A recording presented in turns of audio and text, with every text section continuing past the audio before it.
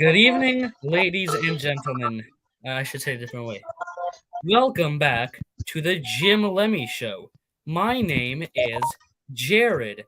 Today, we will be discussing the amazing Muse ARG by Alex Bale.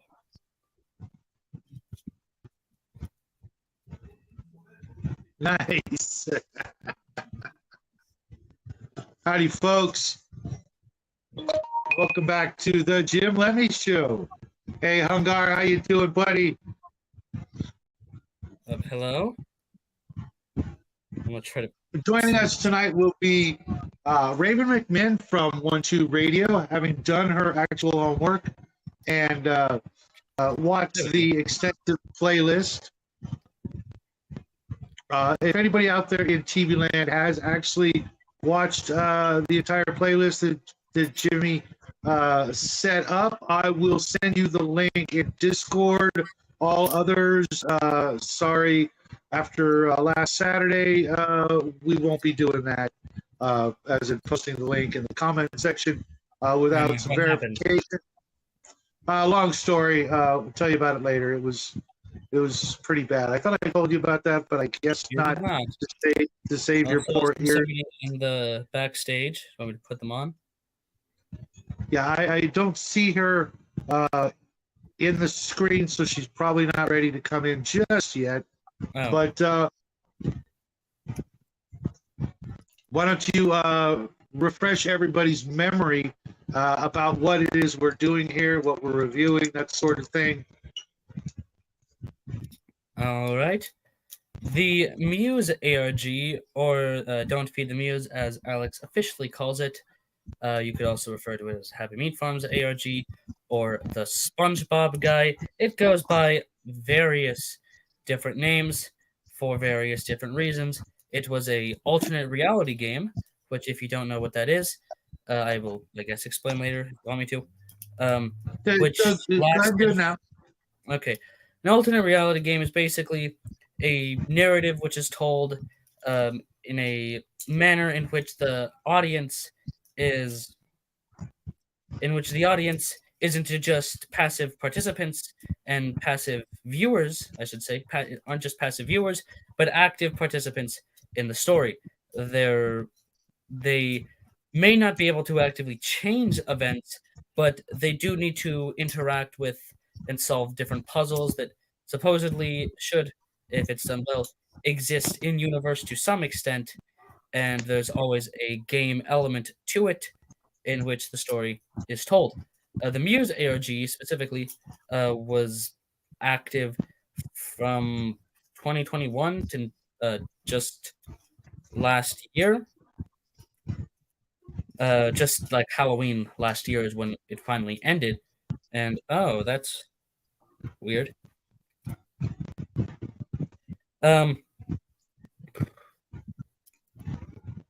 It followed various different not scenarios. It was spread out across the entire internet with various different parts that ended up being crucial to the story, most of which started off fairly independent, and eventually they all came together. Branches would spawn off and then quickly end. Some would go on until the very end of the story. They were all interconnected and spread out across the entire internet. There were different websites, different creators that were all involved with it, different actors, all directed or written and I guess produced, I don't know about that last part, by Alex Bale, who started the whole thing with a half-joke SpongeBob theory that got so popular that it spawned this whole thing. Don't worry, people who don't like SpongeBob, I'm pointing to right now, it's not necessary. Of course, it'd be better. It'd be much better if you actually watched the whole things. But he didn't, and he didn't have to. Either did she, who's down there. Oh no, Raven watched the whole thing. She'll be joining us shortly because I don't. Yeah, but I assume at the SpongeBob aspect. Oh no, I doubt that. Well, she only watched what was in the playlist. I see her down there. Do I add her? If she's waving her hand, then yes. Okay. Okay. Okay, I see something.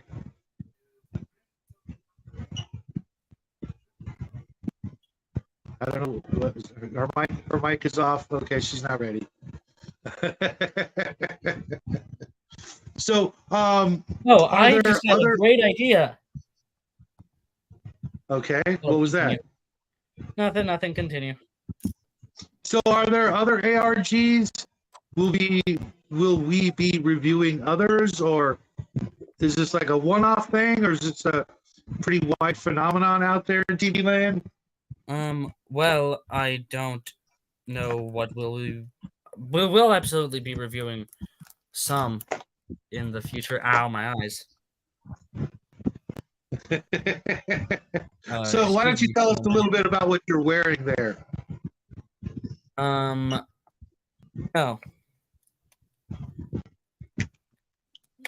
I refuse. You refuse? Okay. Yeah. So you're just a weirdo. If you watch the series, you'll know exactly what this is, and you'll know what this is. You'll probably even know what this is. Yeah. Okay, she's ready. Hi. Welcome to the show. How you doing? I had an Amazon driver get stuck in my driveway, and I had to go out and kind of help him maneuver around to get out of here. It's kind of a tight squeeze for them big trucks to turn around, and a torrential downpour. So I was soaked, and I had to change clothes and get something dry on and kind of dry my hair a little bit. So here I am. Okay. Sorry. No worries.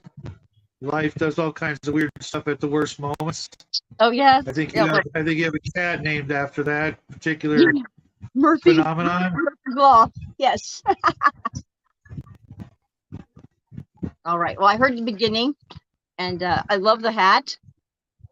Still working on my helmet here. Oh, you've got Edward Scissorhands. Cool. Those are Jared's hands from. I specifically looked for the exact ones used. Same with this. Jared is mother's #1 boy. Is that what you got? Oh, and everyone's gone. Okay. Yeah. Oh. The simultaneous best and worst character of the entire series. I thought Conspiracy Carl was that. He's the best. Just flat out, he's the best. Conspiracy Carl's inspiring. Yeah, he was funny. He is the best character. Jared is also the best character, but he's also the worst. So Jared was a weirdo. That's for certain. Yeah, I'll explain where my hatred for Jared comes from in a bit, which is funny because I bought the headset and I bought the funny hands, but you know what? It is fine. Oh, I can move the headset. That's pretty cool. Anyway, so let's see those hands again. Those are cool. Mm-hmm. They did an amazing job on those. Can you actually pick things up with those? Are they strong enough to I can pick up. I can kind of pick some stuff up. They're kind of fragile. Yeah, they're connected via gears and little connector points. I can probably pick up something around here. Provided it doesn't weigh more than pencil. I picked here's a water bottle that I know I can pick up. Oh no, I know I can. You threw the water bottle.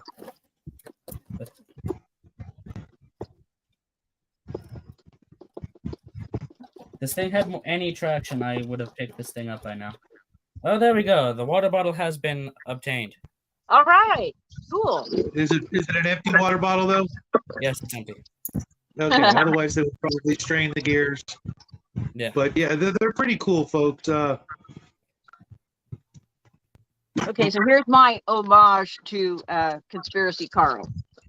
All right, I'm joining you in the tinfoil hatness here. Okay. Still have mine right here. Yeah, I do not own a tinfoil hat. Awesome. All right. He was awesome. Okay.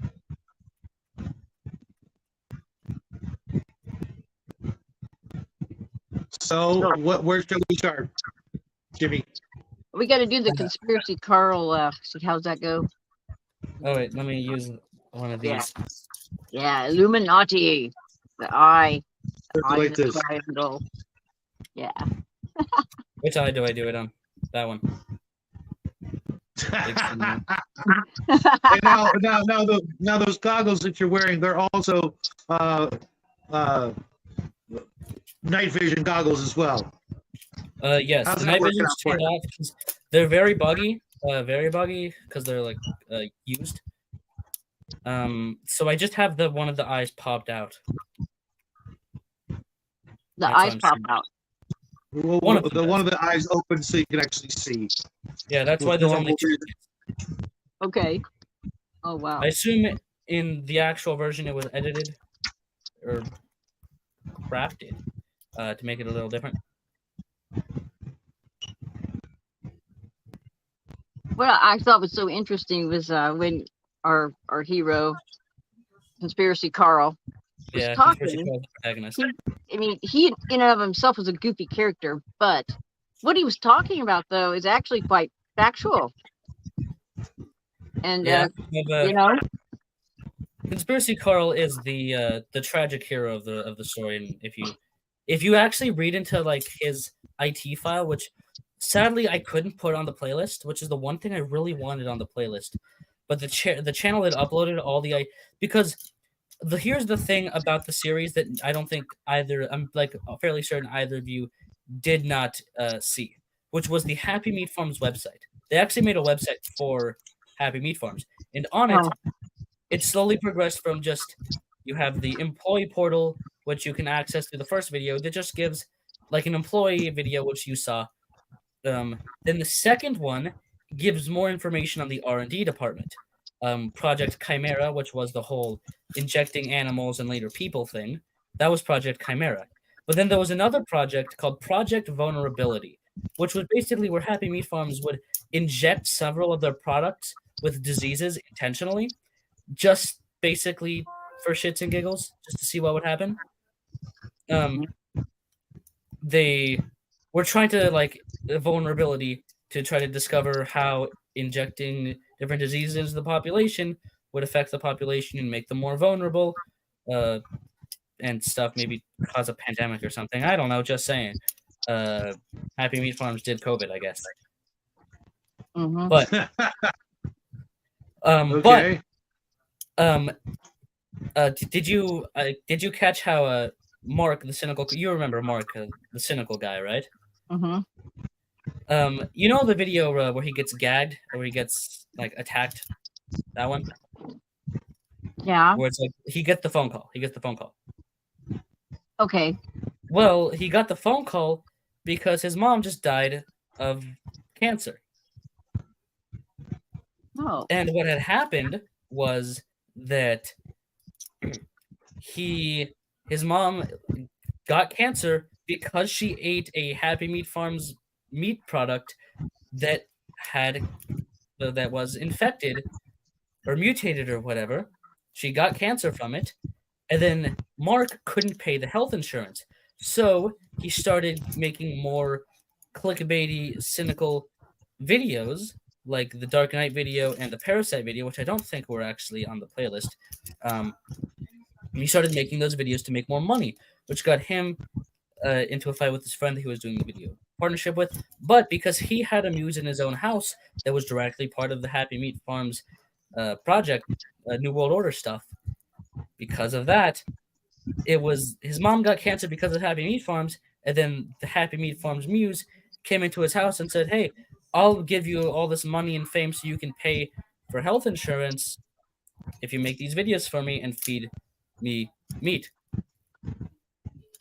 And then his Okay, mom, that and then when makes his sense mom then. died, and that is why he allowed for and I'm Antonio, your other cynical critic. That dude, that Yeah, horrible, yeah. horrible monster. That's why he let him in his house. Because, Oh. yeah. That's also why the funny joke, the funny bit where he's like, do you really, just because you give them big eyes, you think we're going to make us sympathize with the character? So, like, these are stories that would work great in live action, but they have to, like, dumb it down by making it animation. It's like, do you really expect us to care about a talking horse's drinking problem or a sick mother who can't afford health insurance? These are stories that would work great in live action, and then you just see Mark turn his head to the camera. Turn his head to the camera, turn his head to Antonio. They're referring to like BoJack Horseman and I forget the other character. Well, no, the first one was about BoJack Horseman, sure, but the second one was just talking about Mark and his sick mother who can't afford health insurance. Gotcha. Yeah. But then That's she ended pretty up messed up. dying. He got the call, yelled at him, said, "Get out of my house." And then that's how that whole thing happened. But you also find out that Mark's mother's name is Cecil Mayhews. Carl's full name is Carlton Mayhew. So they're related. Mark is Carl's son. Gotcha. Yeah. I'm trying to pull up the chat room here. Okay. Yeah. So the party, I did not understand. They're scene? laughing on the couch, and he's like, "What are we laughing at?" And they said, "We're not laughing. We're in pain." But they were laughing hysterically. And then the scene where then his whole house is full of people partying and laughing and carrying on. And as long as he's talking with, these prophecies with the TV, everything's okay. And when he stops, everything goes to hell. What is that? What's happening there? Well, that's where the SpongeBob theory side is a bit more important, because the whole thing is he's like saying these goofy SpongeBob theories and all this stuff is happening at that time. I'm going to be completely honest. I do not understand most of, or a big chunk of what the symbolism in part 3 means. It means I don't have an idea. It's just, it is absolutely the most confusing part of the whole story because it's mostly metaphors and stuff. Whilst the rest of it makes perfect sense. You have this evil corporation that is doing evil corporation things with aliens and all this other stuff. Makes perfect sense. You have this evil corporation making clones of people and sending them into people's houses to monitor their every action and make sure that they don't dissent. Makes perfect sense. But a metaphor? I've never heard of that before. I think it has to do with his trying to break free from his own self-imposed stereotype. I think so. It is important to note the Alex Bale in the series is a character, and he said that multiple times. He's in fact said that he enjoyed making the SpongeBob theories, and that if he didn't, he wouldn't have done them anyways because they would have sucked. And if he didn't enjoy making the SpongeBob theories, he wouldn't have made a whole series about why he didn't want to make SpongeBob theories anymore, and then proceed to make not a SpongeBob theory, but a theory regardless. So that's why I'm hesitant to say that a lot of it's like about like breaking free and all that stuff. Because even though that would fit, it makes less sense given outside context. But that's the most logical explanation, I will say, and is probably true. I wonder if some of that wasn't disclosure, though, too, because a lot of the things like that, I hate to even think about them, the animal, the meat farm, a lot of that stuff. Hold up. Chewy, please be quiet. He's been like that all day, hasn't he, folks? Sorry, what? I said the dog has been like that all day. Oh, yeah. He's been a weirdo. Okay. Now I think I can maybe see here. I can't see the chat room on the on this screen here. I have to try to read it now from the. Oh, there's the only person who's in there right now is Hungar. Oh, hi, Hungar. How you doing? Good to see you. Definitely Well, good to see you. the last comment he made was 20 minutes ago, so I don't know if he's here. I hope he is. Yeah, he may have just popped in to say hi. Yeah. That is a Hungar. Of course, we all hope he's doing well. I'm certain he's fine, or we would have heard something. But Okay. keep hanging in there, Hungar. Sorry about the dog, folks, but he apparently That's okay. something. Hey, I got an unruly cat here that keeps jumping in front of the camera too. So I mean, animals they're gonna do their thing. They don't care if we're on. You do be doing that. Or not. So. Yeah. Sorry, Brian. Yeah, it's not everybody's cup of tea, but The objective little is guy to wanted. He is making another movie, or something like that, and we'll see that when it comes out. But he, from certain circles, he's a pretty popular YouTuber, and he's been in the business for years. I say that like it's a big thing. It's a fairly niche thing, but he's been online making stuff for years. Mm-hmm. And depending on where you've been online, you have absolutely seen stuff he's made. If you're into that whole online horror scene, you've absolutely seen at least one thing. Mm-hmm. Yeah, it's very much similar to some of that, Brian. Insert, if you watch the whole playlist as a movie, then you'd be able to follow along better. We did post the link to the playlist last week, so that you folks at home could follow along with the story. This is it's apparently something that's popular with the younger crowd, and Jim Lemy is a youngster, so we thought we'd give it a go. It was definitely amusing, definitely interesting to see how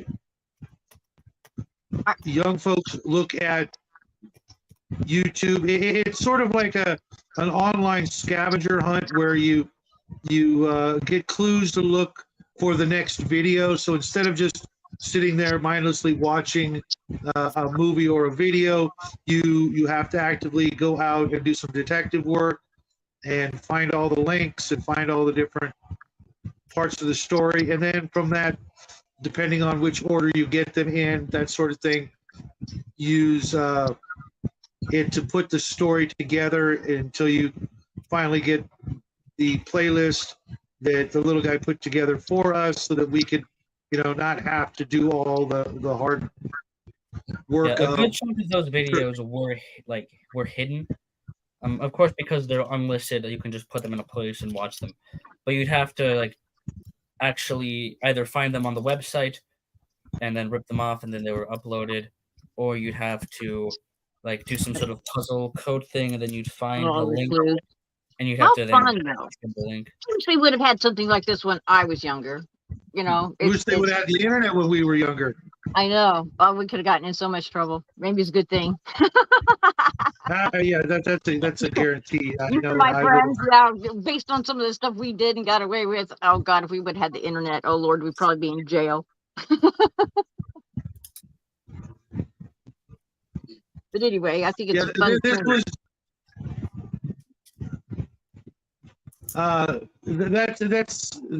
This was done the other way, as in with an intent and purpose to do this. It wasn't just randomly tying it all together. It was very intentional. And insert don't do drugs. Drugs are bad. Okay, stay in school. But thanks guys for showing up and showing support for the little guy. He wants to. Shadwo is selling meth. I don't know what the price is. It doesn't tell me. Yeah, no. Meth is the worst of them all. Don't do that. Meth is not the worst of them all. I know that much. Where did that come from, anyway? What? I don't remember. Long-standing joke about you making. It's because he really does sell meth. Probably because I have a brother who's spending the rest of his life in jail for doing exactly that. So I get blamed for And it. then you just picked up the business afterwards. Yeah, no. I mean, seriously, with as much as I nap, you guys have to know better. I literally don't have time. True. I would literally be the worst meth head ever, with as much napping as I do. Yeah. True that. That's funny. I am not a fan of amphetamines or I don't even drink coffee. Watch Midnight Madness or If the Mad World. Those are awesome. Scavenger hunts. Okay. Let me get a pen and I can write that down because that's definitely something the little guy would probably get a kick out of. I don't. If I have to like figure the story out more than just watching it, I'm more likely to just watch the next newsreel that pops my way. Okay, so Jackie, I've got a question. Okay, yes. With this whole series here, do you think that there is a possibility that some of this was an attempt to get your generation some information out, some disclosure about take a look at where your meat comes from and kind of look into the. Maybe, but I don't think so. I don't think that there was any like even remotely like animal rights other than like the basic. A lot of companies, meat companies, farming companies. Thank you, Brian. Yeah, I like to look at myself just like that as an inspirational speaker. Methods. I couldn't hear the end of what. Repeat that the last part. Oh, sorry. It's just Shadwo agreed with the comment down here that says he is an inspirational speaker and sells methods of living, which confirms the theory that I've had for my whole entire life that he does those things. But anyways, I'm pretty sure that there is no. I don't think that there was like an animal rights message, and definitely not. I think somebody said it. There's definitely not a vegan or anti-meat eating message. Maybe there's like maybe it's part of it. But from all, and by all I mean the one interview that mentions it. He only got the idea of Happy Meat Farms after the series had already started because he had a different idea, but just thought it was too boring. It was supposed to be just like a clientele company of sorts, like they'd get clients and that kind of stuff, and for like that kind of thing. But he just thought that was way too boring. And then he got the idea because the monster was already being fed meat. He just decided to make it like a farming company. Which is why half the stuff they do has like nothing to do with farming after a certain point of the story. It's like, yeah, the first genetic modification test involves farming, but the second one doesn't. That's just employees that were being experimented on. And the third one doesn't have anything to do with it. And the fourth one, neither does that. But most of their actions in the story don't have anything to do with their origins as a farming company. They're a multimedia empire. And the fact that they started as a farming company at all isn't forgotten. It's never really forgotten, especially in all the advertisements for them. They always mention how great of a job they're doing to help protect animal rights.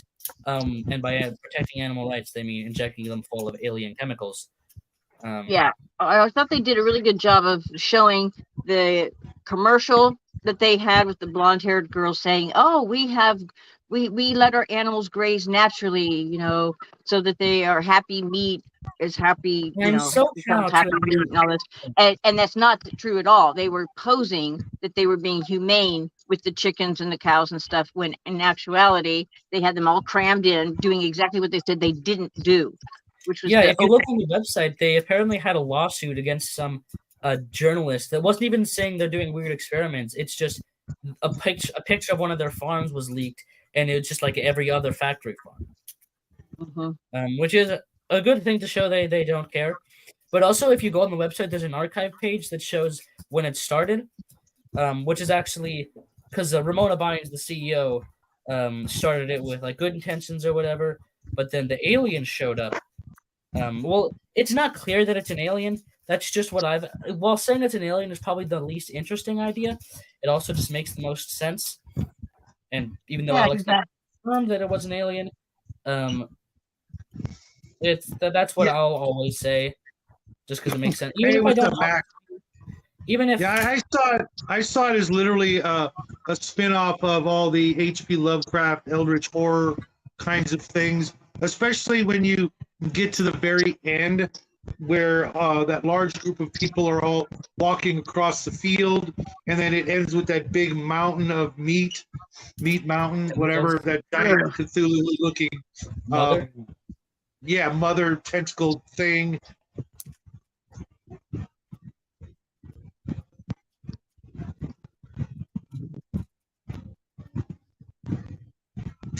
And Surname says, what do you think of the sentiment? You can't have rights, you can't invoke.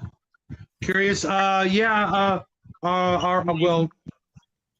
don't think you should be allowed to just like cut apart a dog. I mean, I guess they can't say they don't want. I mean, they can imply by trying to avoid being cut up. All life needs to be respected. Period. Yeah, I mean, I don't have a problem with like eating meat or farming or hunting or anything, but I do have a problem with throwing like 50,000 chickens into like a 1 meter by 1 meter Minecraft block. Right, and that's what I wondered if the whole thing wasn't used to try to. Okay. Wait, sorry, what? You both start talking at the same time. Raven? Sorry, what No, you say? Raven, you go first, so you get to finish. I said that defies the laws of physics. You can't put that many chickens in a 1 meter cube unless you puree them, which doesn't sound bad as long as you That's take not out what the beak. Minecraft says, so you're wrong. If you, But yeah, I mean, it stands to reason that if you treat your farm animals a little better, you're going to get happier meat. Just stands to reason. Yeah, if you and torture them, they don't need to pump them full of all these different growth hormones and all these other things that they do, and they try to keep them from moving around so that they don't use any muscle or have any. They want them fat and try to keep them fattened up, so they don't want them to exercise or move around very much. And it's inhumane. It's totally inhumane how most of our food is sourced, the living conditions of those animals, and so that's very true. That's where this. There's a question for you, Raven, up on the screen. But Raven, what about that animal you're wearing on your head? Oh my horns. Well, they were humanely sourced. Is that what that is? I have to trust that they were humanely sourced. That it wasn't. They waited for the bull to die of old age, and then they popped them up. Took the horns. Sure. Yeah. Sure. No, I mean, at least I don't have any like problems with hunting as from a moral perspective. Yeah, hunting's fine. Yeah. I do have a problem with like. I don't even think that's factory farm. But veal is good, Brian. You took the words right out of my mouth. Veal is one of the most tasty things I've ever had. And I use eggs every day. She mugged a Viking for that. Maybe. Yeah, veal is good. It's one of these days, if I can actually find a good place that has it, I will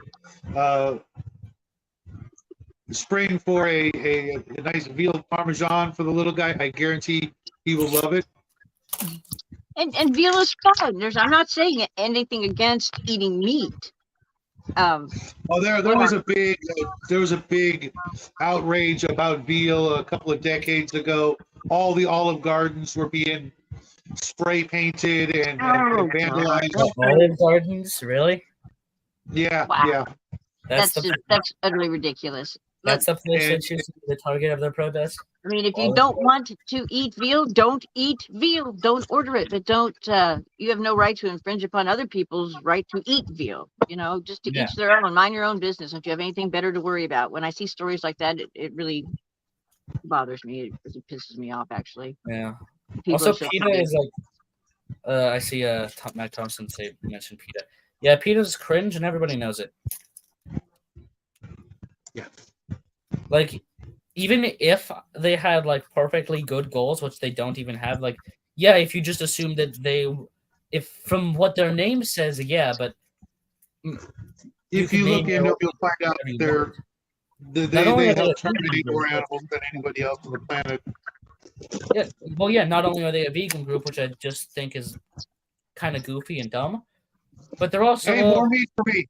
well, that's Let them get weak, from lack of protein and things like that. More for me and you, and at some point they won't even be able to lift their noodle arms in protest because of lack of the things that make people strong and healthy and smart. Had it not been for happy meat, we would still be living in trees.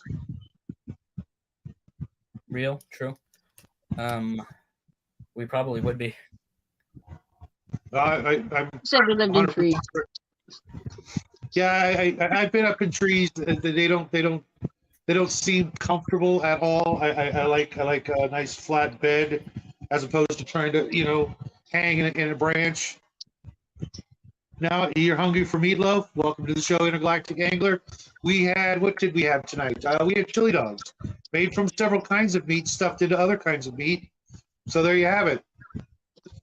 Now the real question from Brian is: since plants are living creatures, do they feel pain as we do? Yes. Harvest them too?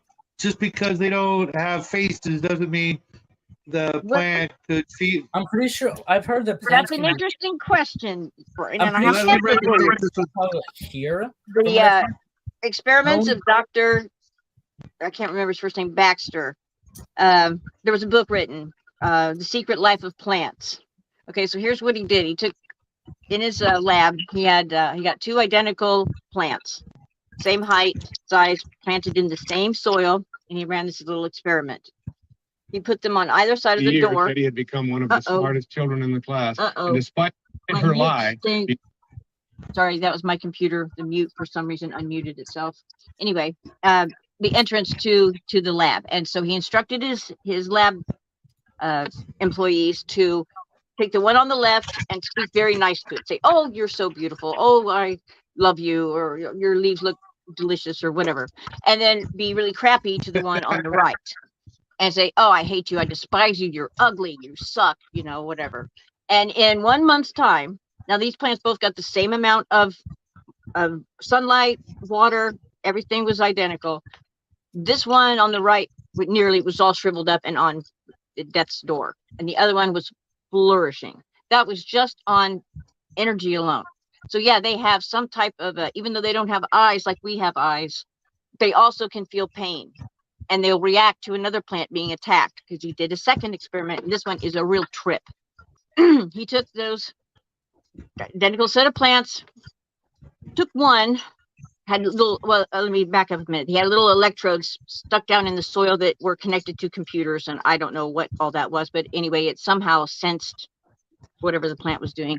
Anyway, he took his cigarette lighter out of his pocket and he grabbed a leaf of this one and started torching it, and that one over there reacted, even though this was the one getting the torched leaves. It like went off the chart. It was like one of those, like a seismograph type thing that goes up and down like that, zigzag. It was like going way off. Explain that I can't, but there's some type of consciousness there with plants. Otherwise, those two things could not happen. They would not. Yeah, I'm pretty sure they played what they did is they played audio of a caterpillar eating leaves, and a similar thing happened. Oh, really? Yeah. Yeah.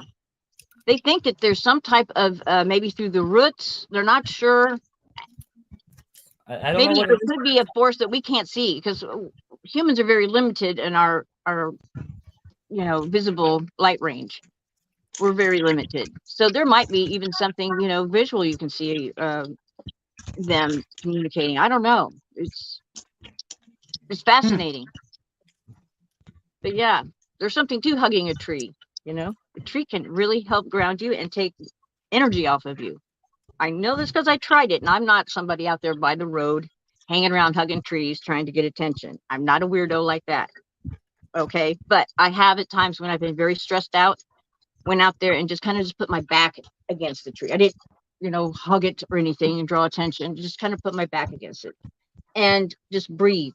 Just took a couple deep breaths, and man, it did. It grounded me right out. So there's something to it. So I started to feel guilty about eating a salad because of these things that I read in this book, The Secret Life of Plants. Well, then what are you supposed to eat? I mean, literally, that doesn't leave anything. I love my salads, so I try not to think about it.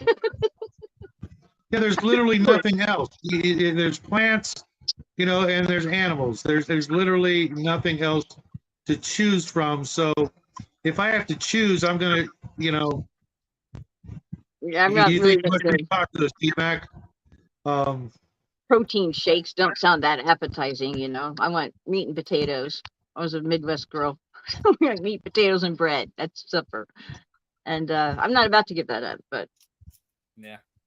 But I just try to purchase meat that I know are from places where the animals are not mistreated. Where they aren't injected with alien DNA. I can hardly hear you. What? Where they don't inject alien DNA into the animals. Yeah. Have you seen that video that was going around about the mosquito burgers? I've heard stuff like that. They showed the guy, patting it all together, making, like a meatloaf. Oh my God. It's like, oh, hell no. Oh, hell no. No. I'm not eating bugs. I'm not eating bugs. Like, I don't care what anybody says. It's not even, maybe it is, but it's not even for the typical reason. I don't care if it's a land bug or a water bug. I'm not eating it. No. The reason lobsters used to be prison food. I'm sure I've occasionally swallowed some fruit flies in my margaritas, but that's not like intentional.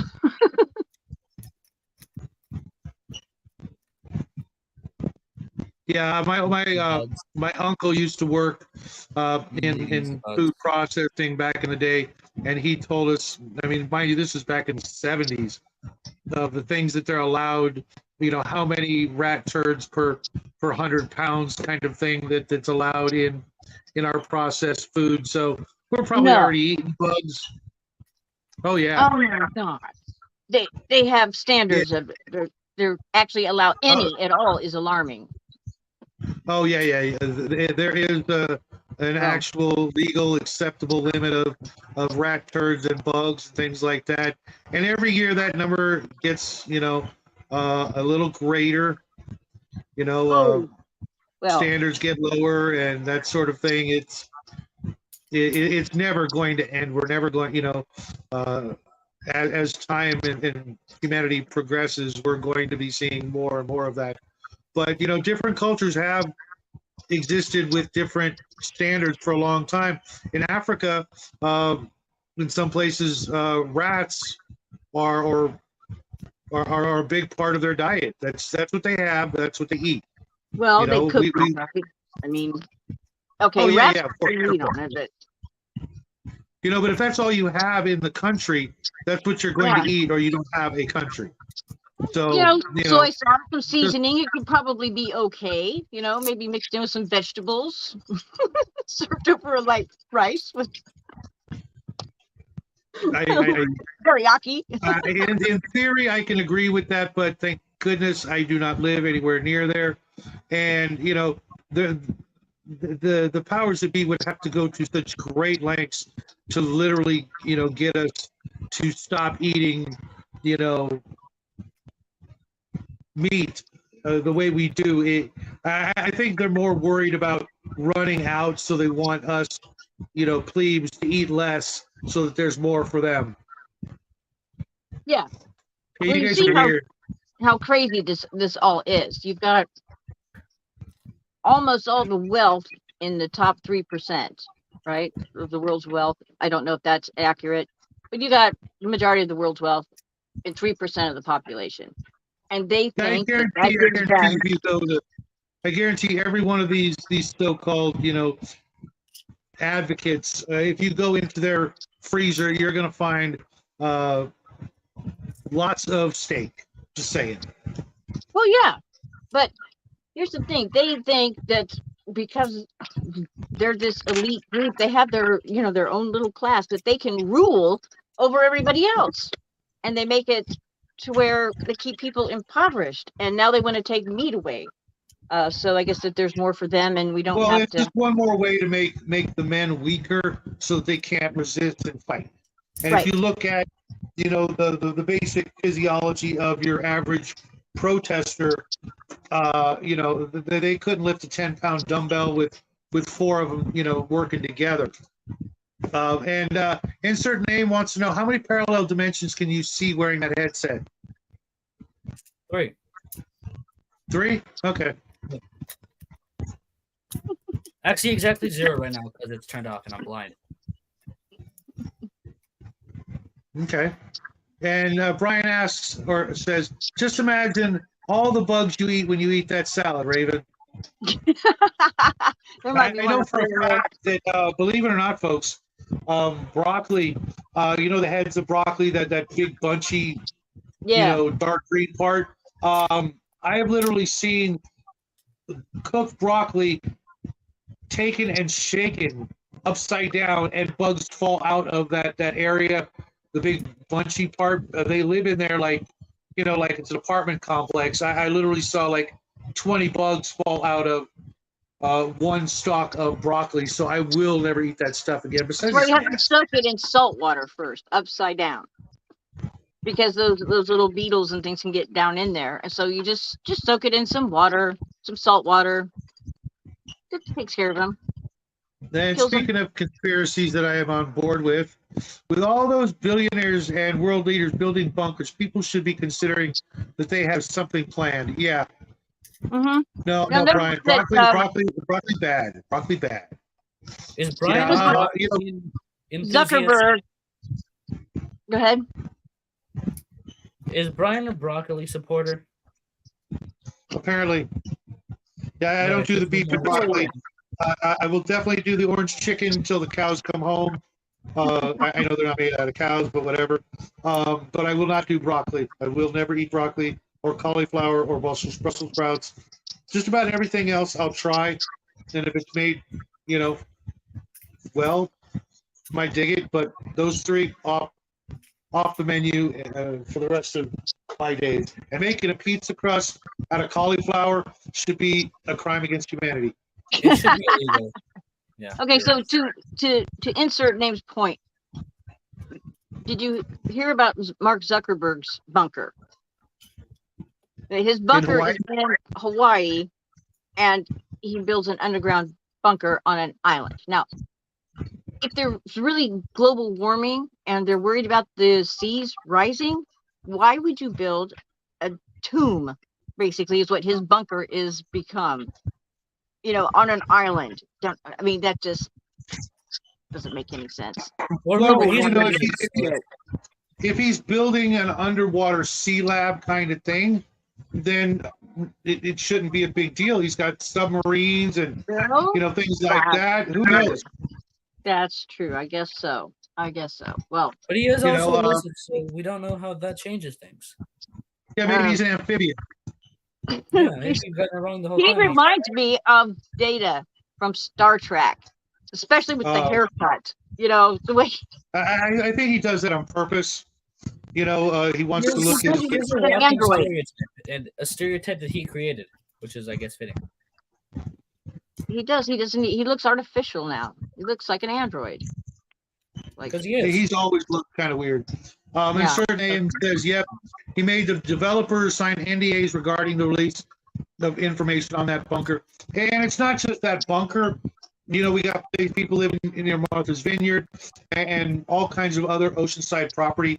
If they were worried about their homes and their world flooding from global warming, they would be buying up mountain real estate up, places like where I live in the high desert, where it never rains, so it's not going to get flooded.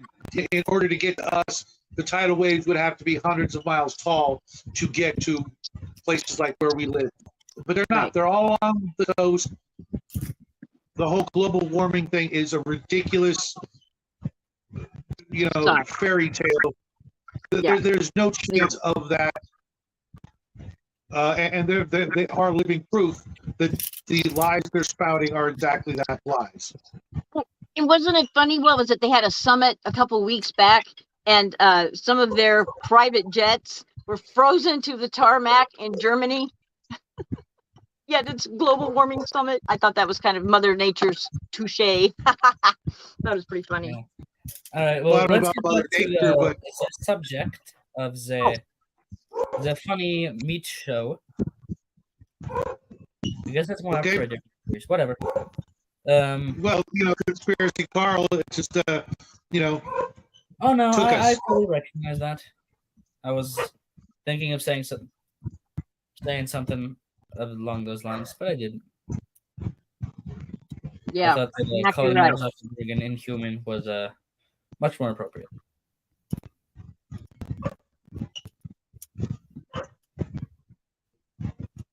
Yeah, so take it away, little guy.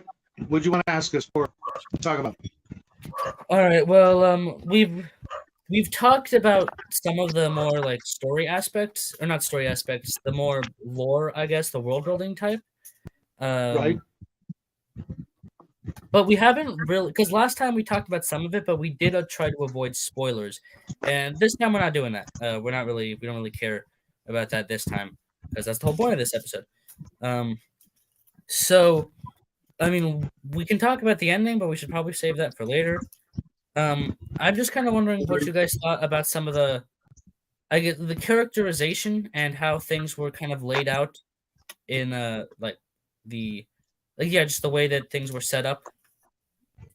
Well, there was an interesting cast of characters. There were some good ones. There was some very interesting talent amongst the actors. I think I spoke about it before. Mark, I think his name was incredible. The cynical skeptic. He was very talented. His facial expressions throughout were top notch.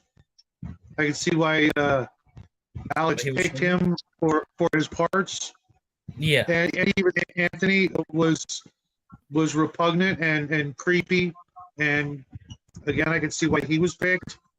Yeah, well, I'm pretty sure in real life the actor I think his name is Zach Freeman is his name, I think.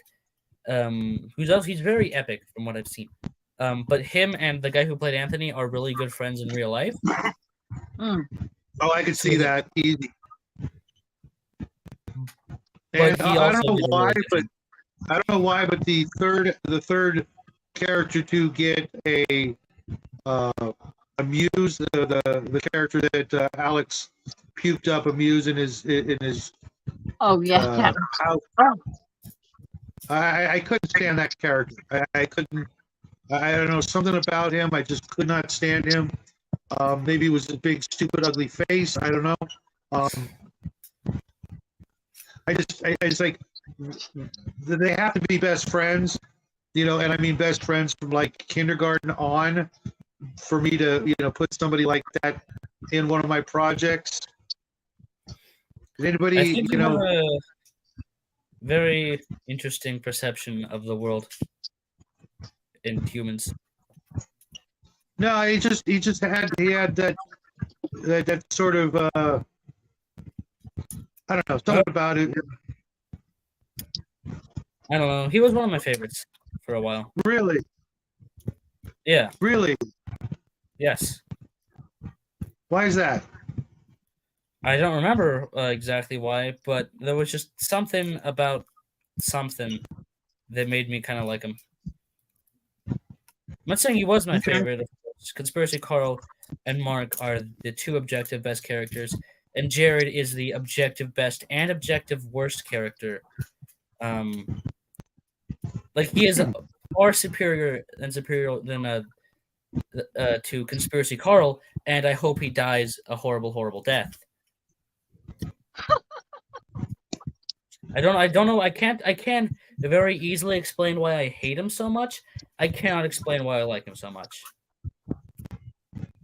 I agree with you, Brian. I an NDA is just a piece of paper, and it's not going to stop anybody from talking. Especially, if you're broke as hell, what are they going to take from you, right? We don't have debtor's prison. And sorry if the audio is cutting out. I have no idea what that would be. Pardon? Shadwell, is this the lead up to an announcement?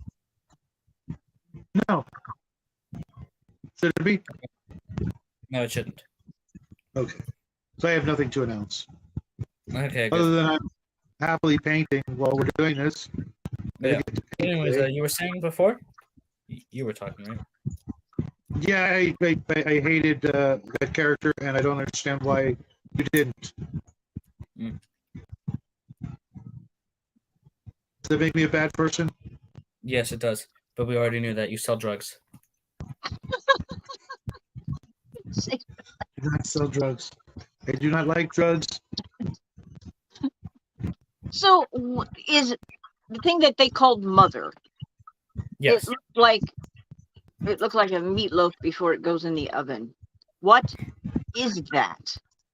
Was that a piece of meat that they? No, you remember, like at the very end. We'll talk more about the ending later, I guess. But you remember at the very end when all of them are walking towards that big tentacle monster? Yeah. That's Mother. Okay, since Mac got here late, he is wondering what an ARG is. Can you sum it up? An ARG stands for an alternate reality game, which is a story in which the viewers aren't just passive watchers of the story, but actively participate in it to at least some extent. Some are just puzzles in which the players interact with like little websites or have they solve clues to learn more about the story, and others go as far as to whatever some choice that the players make either as a collective or whoever's the first to do it or something actively changes the story. And then there's different ways in between. No, not maybe like the Matrix. I don't know. I know Blair Witch Project was one of the first to do it, in which they kind of tried to act like the whole thing was a real thing that happened for a bit. Because some of them are things that kind of like soft pretend to be real. Almost never do they actively pretend to be a real thing, but they like pretend that it's a real thing.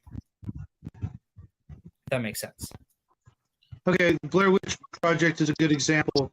I remember when that came out, a lot of people, thought that this was, a real documentary that some people had found out in the woods and, capitalized on it. And, since everybody was dead, nothing was going to stop them from turning it into a motion picture. It was very interesting. What was that? I said it was a great publicity stunt. Yes, I mean they literally made it on. I believe it was $100,000 budget, and they, I saw it. It was, something new with that little bit of, like you said, propaganda and whatnot. Really went a long way to get people interested in something that was, for all intents and purposes, a cheaply made home movie with some shabby costumes and a whole lot of time tying sticks together out in the woods. Everybody had to go see it to determine for themselves, is it real or is this fake? Is it real? Max says like the Blackwell Ghost. Okay, I do not know what the Blackwell Ghost is. I don't either. I'm writing that down for the notes for the show, along with Midnight Madness in the Mad World and the Blackwell Ghost. Intergalactic's here, I see. Hi, Intergalactic. Good to see you here. We said, I have to read the chat room on my laptop, so that's why I keep bobbing in and out. I'm sorry. I'll try to get this close. Yeah, Intergalactic's been here for a while. Welcome to the show, everybody. Appreciate you guys. Okay, cool. Yeah. And his surname says, "What does the number 93 mean to you?" 7 from 100, 93 from 0.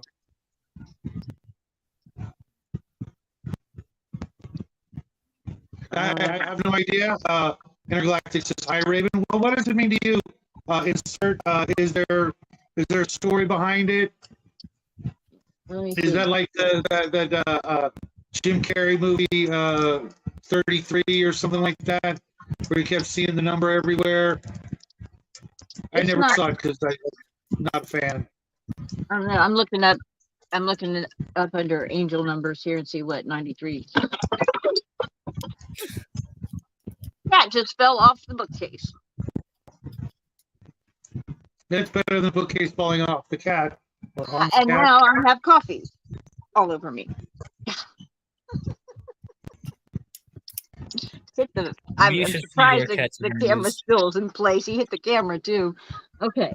What was I doing? Oh my God. Looking up 93 on your angel numbers. Oh my God. I don't know what that means either. Okay, so let's see here. 93.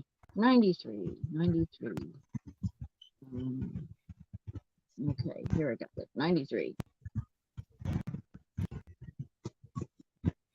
What is this from? Is this from a movie or a I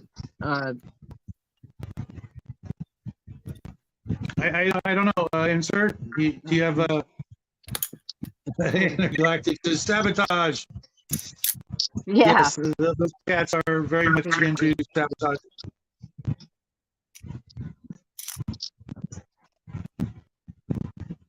Oh, it's not letting me. It says my connection is not secure. It's just kicked me off. All right. Oh, try this again. Okay, well, we'll get back to talking about the characters for this ARG. We talked about Conspiracy Carl plenty. How about Alex? There's no plenty. You should always be talking about Conspiracy Carl. His story is the greatest ever written, and that's not an exaggeration. Nerds says 93 is the Lemy thing. I don't know what that means. I have no idea what that means at all. What about Alex himself? The whole SpongeBob thing? No. Just him, the character he was trying to portray. You said that was an actual character. I find that, unless he's like an actual jackass in public. I mostly mean about the whole complaining about doing so much SpongeBob theories, and how like doing the SpongeBob theories is ruining his life and all that stuff, and how when he says that's kind of ridiculous. Well, having a big monster in your house is probably what really did it. I don't think it was the SpongeBob theories themselves. I don't think it ever was supposed to. That was supposed to be what was read from that. But I think I think when he says that it's more of a character than himself, I think it's referencing like how miserable the SpongeBob theories made him in the series isn't what actually happened in real life, obviously. I think that's what he's getting at when he says that. Yeah, but I mean, clearly it made him a crap ton of money and fame and all that. Why do you think he's gone on the record several times to say that he did enjoy making the SpongeBob theories, and he actually said that he had the idea basically for like the whole like a general outline of the whole series of this big evil corporation that is doing stuff for creators and eventually takes over the world. He's had an idea for that story for a long time, and he wanted to tell it through an ARG when, one, he was good enough to, because the last ARG he did was great, and it's famous for a reason, even if most people don't know he did it, or don't only watch like the first 2 episodes. But it's good, it's fun, and it's great. Pizza Time Pizza is its name. But it wasn't perfect. Pizza Time Pizza, huh? Yes, Pizza Time Pizza is not a cult. But he's okay. Yeah, but That's not what I he said heard, but anyway. he wanted to tell this particular story when, one, he was good enough to, and two, when he had a topic that was big. Because you can't tell a story about this company that's like basically getting creators to like sell their souls or sell out their content for riches and fame when he's not at all successful at the content, when his content isn't at all blowing up. When his content is getting like 43 million views or however much the third SpongeBob episode got, I think it got like 10 or 13 million views. That absolutely does make sense as an opportunity. He just started making SpongeBob theories kind of for fun. They blew up, and he thought this is a perfect opportunity. Mm-hmm. Yeah, like his friend said, he got paid to sit around and watch cartoons all day. Are they hiring for that position? Because I got some free time. I wouldn't mind, capitalizing on that. Can I watch Can I pick the cartoon, or is that part of the deal with Satan that you don't like? Because I got Well, SpongeBob theories were already kind of a thing, and he just made them blow up. Yeah, and you know what? It sounds wacky enough to be kind of a thing. You know what I mean? It's like I could believe that the writer of SpongeBob created some, what do you call it? Subliminal messaging and things like that. Phase 1 complete. Target the children's spirit. Send in the drones. And that's essentially what's happened. They've targeted the children. They're trying to rewrite history too. I think that this whole thing is a little bit of disclosure behind it. I mean, it's just too exact in too many places of areas that need to have a little light turned on them. It's not hard to include, little nuggets of truth to make it sound more plausible if you think about it. If I was to write something like that. For example, this is how most of the story was told. I'll take the Cynical Critic as an example. He uploaded a video saying The Dark Knight is an objectively horrible movie. Something along those lines. And in the video, he said Dark Knight is terrible, it sucks. Then he made a video saying Parasite, which I don't know if either of you have seen it, but it's it won an award, I think. It was one of the last good movies to win an award, so I've heard. Yeah, I have actually not seen it. And saying that was a horrible movie. You have seen it? No. No. Well, saying that was a horrible movie. And then on top of that, he replied to somebody's comment saying that his video was bad with his own account, still defending himself as if he was somebody else, screenshotted it, deleted the comment, and then posted it to fake that he faked this thing. And it blew up. Everybody started bullying him, saying, that's why he did the responding to hate comments video. I say bullying ironically, just so you know. But they started leaving. That's why the hate comments video was a thing. So it was completely successful. And most people believed at the beginning that the Cynical Critic was a real dude who was actually making these contrarian videos for views and clickbait and stuff. It wasn't until the reading hate comments video that people realized what it was, because you see his email for a second and it shows he's talking to his friend through emails or whatever. And then he gets notice that his mom's medical insurance didn't go through. He needs more money or something. Then he makes a more clickbaity video. He buys meat. He gets his health insurance back. His friend gets mad at him. His friend goes missing. He gets a sponsorship. That very first scene where you see him feeding the monster, you see him going into the kitchen, and I'm thinking he's putting all this meat and opening it up and throwing it in a garbage bag. And I'm like, what is this guy doing? He's throwing steaks and chicken and pork chops and all kinds of stuff in this trash bag. And he's, ties it up and he marches out to the garage and then sits it down, backs up a little bit. And when that thing takes that, I about jumped out of my chair. I wasn't expecting, but then you don't see the monster for the longest time. You don't know what it is. You're just peering into a darkness forever, for as far as the eye can see, with no light. It's just blackness, Yeah. in the hell. And most people think of a muse as being something like dressed, in Grecian, dress, or barely dressed, actually, and women with their hair all up and beautiful, and that's the muses. You don't think of something This polar alien opposite of that. abomination. Yeah, this alien. I'm not thinking tentacles when I'm thinking Muse. Yeah. Yeah.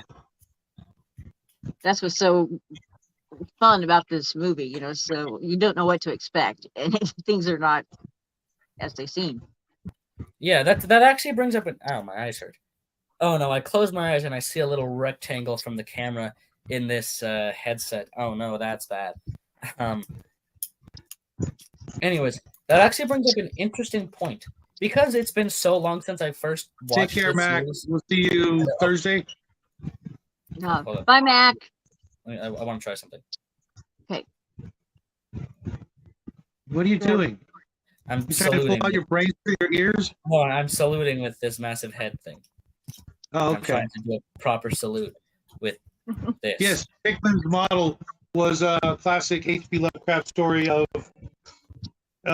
sort of a Muse kind of reference, I guess you could say. Oh yeah, I think from what I haven't read, and I don't think I've watched anything about it, but I've heard it referenced. I think that's an apt comparison. Yeah, Hickman was an artist who drew monsters, and everybody wanted to know where he got his ideas. Basically, is the gist of it. And when you find out, you wish you had never asked.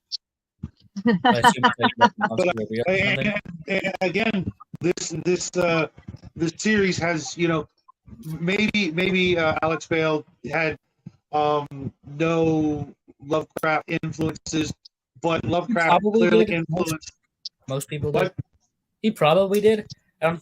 He's probably, at least, maybe he hasn't read any Lovecraft, but Lovecraftian ideas are so prominent nowadays in horror that he almost certainly was at least indirectly inspired. Exactly. You'd be hard pressed to prove otherwise. It's got all the hallmarks of a classic Lovecraftian eldritch horror story, just in the modern era. And if there were such things, darn well, they would try to infiltrate large corporations, to influence large numbers of people, to get their cult growing, so that they could, bring down the. Well, continue. Sorry.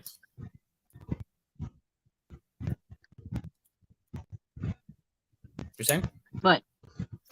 Just that, like I said, it's got all the hallmarks of classic Lovecraftian tropes. The cult leader, the tentacle monster. Well, to be fair, there isn't really a cult leader, other than the monster itself. No, you've got what was her name? The Ramona was dead. Well, not dead. Ramona was that. That's not me. That was never the real Ramona. I understand that, but that's still the cult leader. The cult leader had been compromised or taken over by the great old one, in this case, Mother. Insert name here says he was using the glove as a brainwave antenna. When he did that, I had the urge to drink Ovaltine. Okay. I haven't heard of Ovaltine in Jack's entire life. Let's put it that way. What is Ovaltine? It's like Nestle's Quick, but with vitamins supposedly in it, and it tastes like ass. That's good for you. Yeah. Chocolate flavored ass. Yeah, it was. I'll drink more Ovaltine, I guess. I don't even know if you can actually buy Ovaltine. I don't know. I haven't seen it in a long time, but I don't really pay attention that closely to it. Or Tang. Yeah, that was another one. And Brian here says, see, that's what you do. You make your works for free, so accessible that everyone uses it, and then next thing you know, your IP is in the zeitgeist of society. Absolutely. Yeah. But anyway, something I wanted to ask, because I watched the series so long ago and I already kind of had an idea of what it was about when I first got into it. Because as I talked about last time, I watched a video about it and then decided to watch it. It was only about the Happy Meat Farm side, so I didn't get spoiled too much. But you two basically knew nothing. I would often mention to my dad, I'm watching this series where they have about mutant cow monsters, because there used to be funny story. Back in the beginning, basically the big theory, everybody thought they were so smart with this, was that the monster that escaped in the first genome test. I'm not sure if Raven, you watched that. You know how they mutated that cow and it turned into that big monster? Oh yeah, yeah. The theory was that was actually the Muse. Oh really? Which is something basically everybody thought until it literally said, no, that thing's really stupid. It doesn't. It's really dumb. Like in the files, if you go into the website, when it talks about the escape, it says it is unintelligent, like dumb as a rock.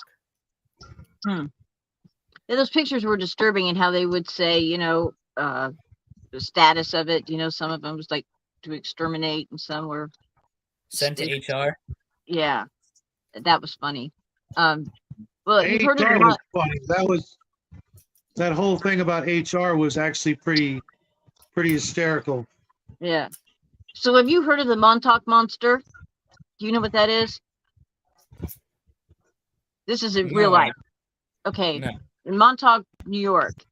All right. It washed up on shore. Right across from where this thing washed up is the Department of it's a place where they research animal diseases and things like that. It's an animal research facility that our government has. Okay. And what this thing had tethers around its wrists, and it washed up on shore, and nobody knows exactly what it is. It's kind of just a piece and a piece of like 4 different animals put together. And it had the body of either like a pig or a dog, perhaps. It had a beak. It looked like in the face area that it was like a griffin. Do you know what a griffin is? Yeah. And an evil griffin, you do coat of arms, so you know what a griffin is. And it had cloved feet, or did it have fingers? Now I can't remember. No, it had more like dog feet if you saw them without fur, or even pig's feet. Yeah. And Brian says it was just a dog with mange. No, it didn't look. It looked like it could be any number of a couple of animals. It wasn't a nose. The beak to me looked more like if you took a regular animal and ate away the nose and left the bone. It looks like something that would not be sent to HR. It doesn't look like that. It looks like one of the things that would just be terminated. But and the fact that it had been tethered, right? It still had the tethers around its wrists, around its front legs, and it was just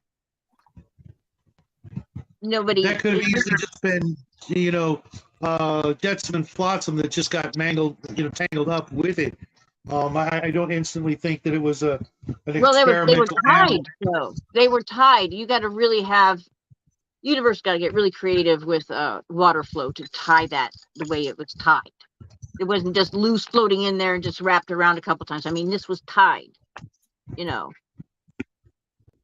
How that would have woven itself together and gotten tight is pretty astronomical. Okay, I would have expected it's impossible. Take care, Intergalactic. We'll see you later on in the week. Yep. I'm looking into it. Some people said it was a turtle. That's really stupid. But the point is, these chimeras are something that are kept on the hush hush down low, but it is happening. And it's really bad. Real? Huh?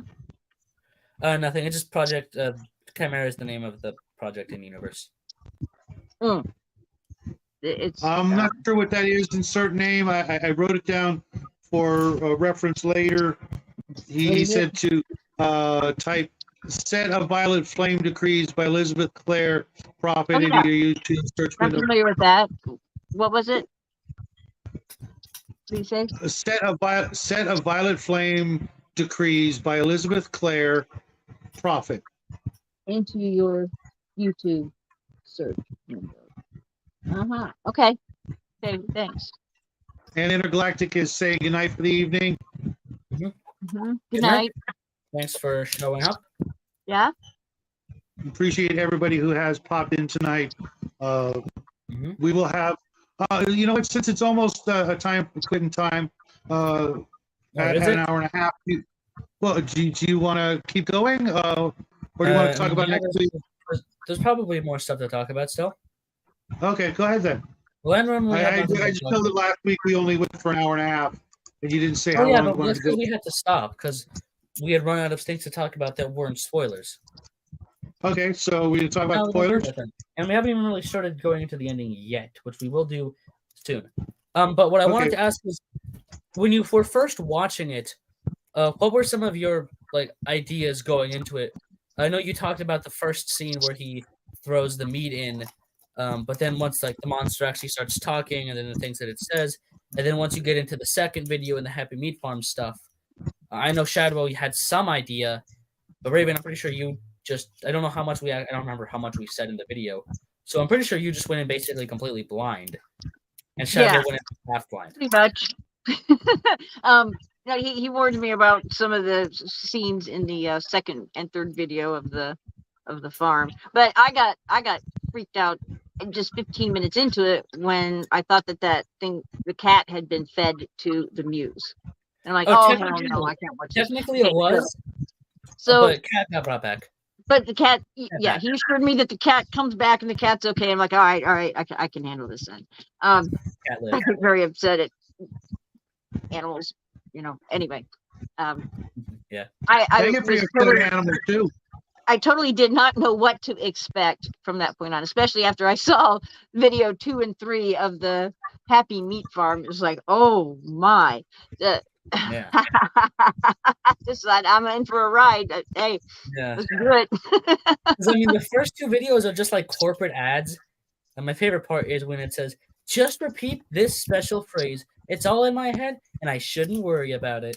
Yes. And what was the other one? It can always get worse. The little song. The Shadwell hates that. I love that song. Yeah, I like that song. I say that a lot. It can always get worse. That's how I comfort myself. It's like, this is not bad. You can handle this. It can always get worse. Yeah. Your insurance could just end. No, what I hate is that sort of forced baby talk. The way they made the character sound like it was. Alex was doing the voice. Well, I thought the movie did a good job of showing how the media tries to normalize things that actually are quite alarming. Yeah. They did a really good job of pointing that out. I thought there was just lots of disclosure written all over all of this in a subtle way, where it's not like,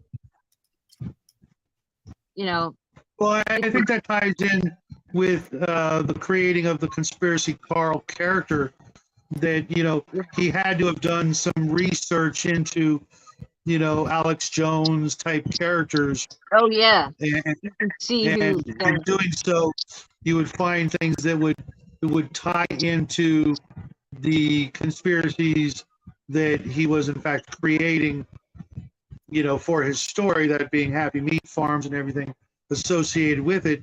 It all ties in.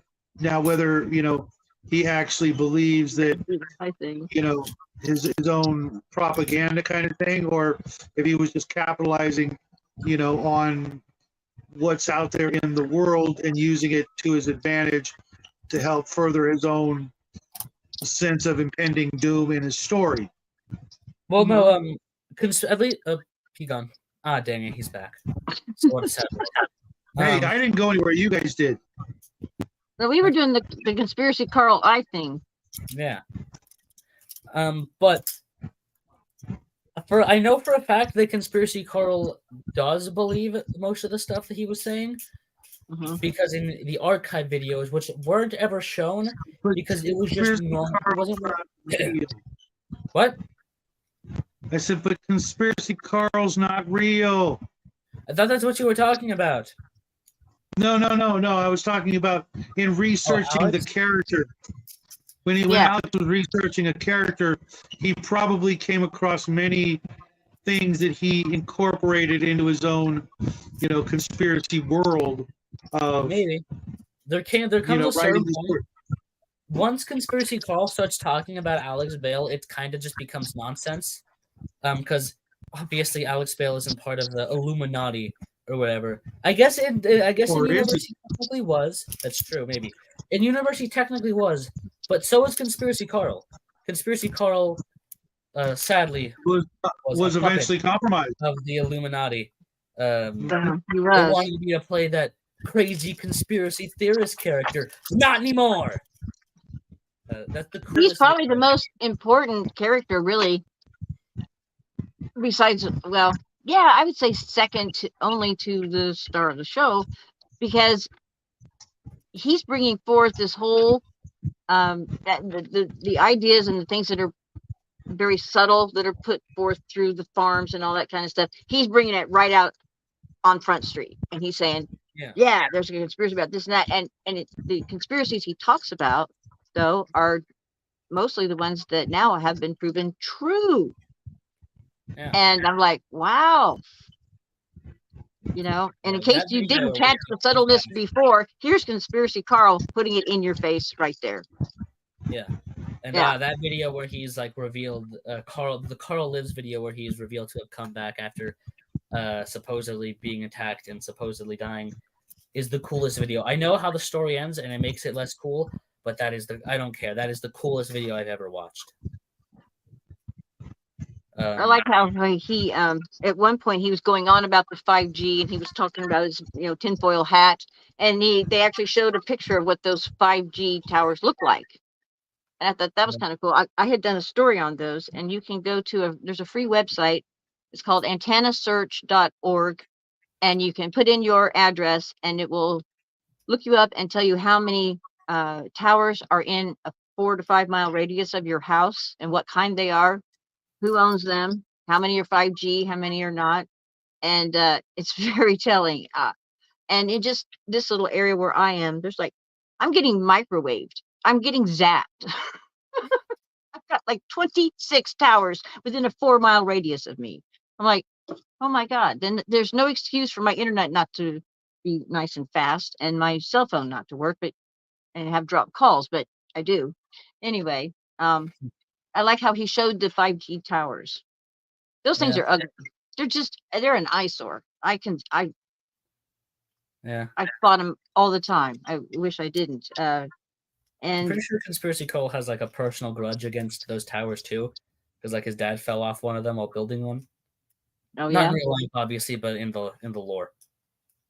I didn't catch that. Okay, cool. Well, it's because you find that out in a video that's hidden on the website that I just couldn't get into the playlist. Okay. You basically find out his whole entire life story, and it's very you have to pause through it because it's shown pretty fast.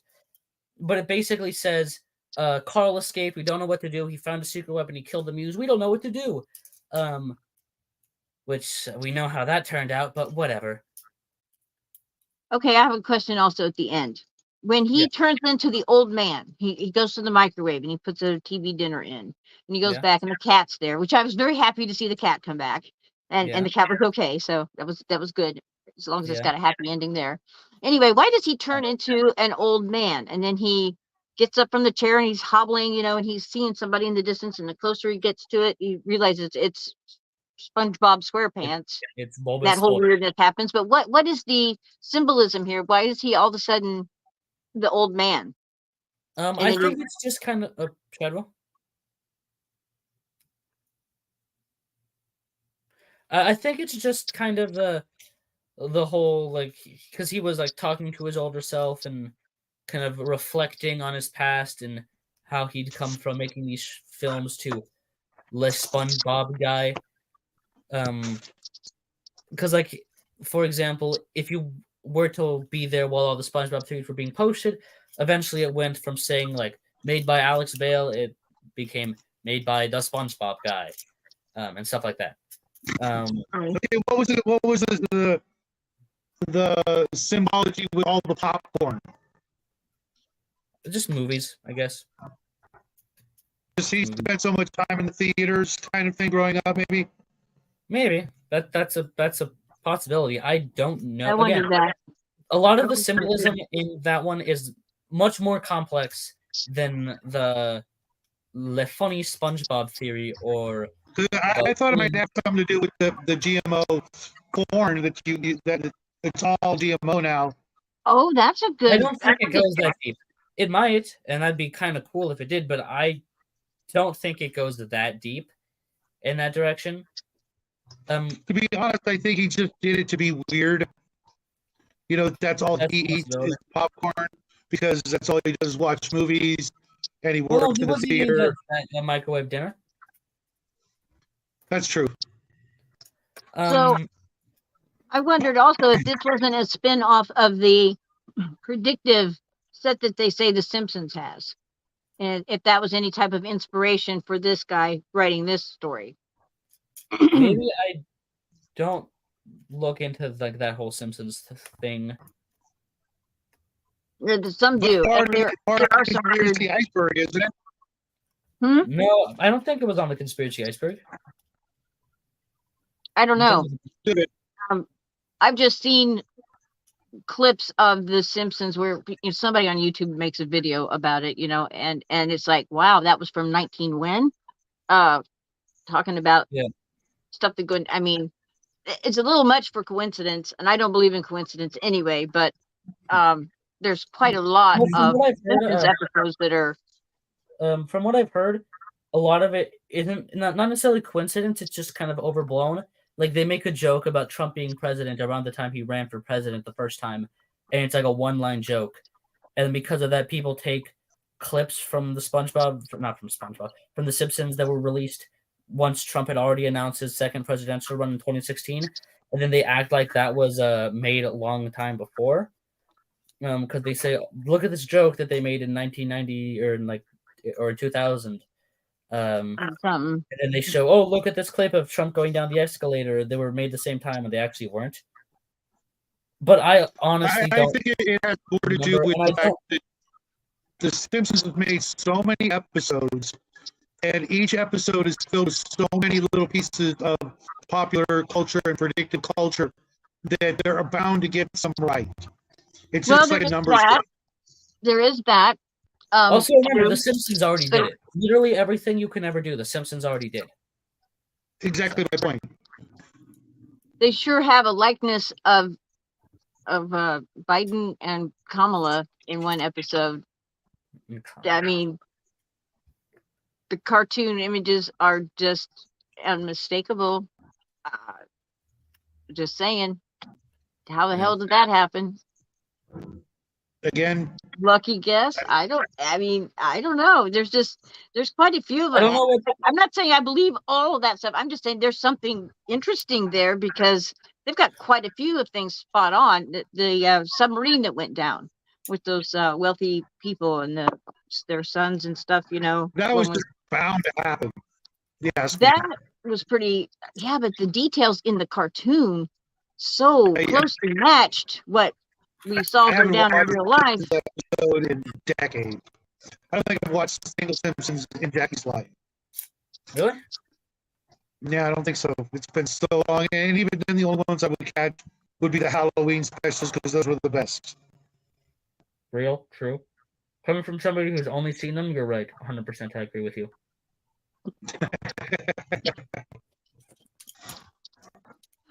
But yeah, what were your guys' thoughts on like not just the beginning, like the introduction of Happy Meat Farm? We covered that, and also Conspiracy Carl, who is the best character, the tragic savior of mankind, or almost savior of mankind, I should say. Given what happened, but once it starts going, I know you say you hated Sonk the Blue Rat. I get it. And I know you did say that you did like the rest of the stuff with the Cynical Critic. I guess that's really it for the character introductions. No, we didn't talk about what was her name? I forget. The only woman. Yeah. Well, then she's not the only woman in the story. No, I know, but she's the only real character other than video clips. True. Well, I mean, Ramona was kind of an awful friend. I mean, think about it.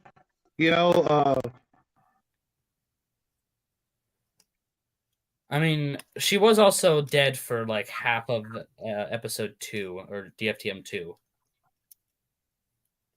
But yeah, I kind of agree, and I think even Alex, the character of Alex, I mean, you see, he isn't too happy to hear that she's the one who gave him his muse.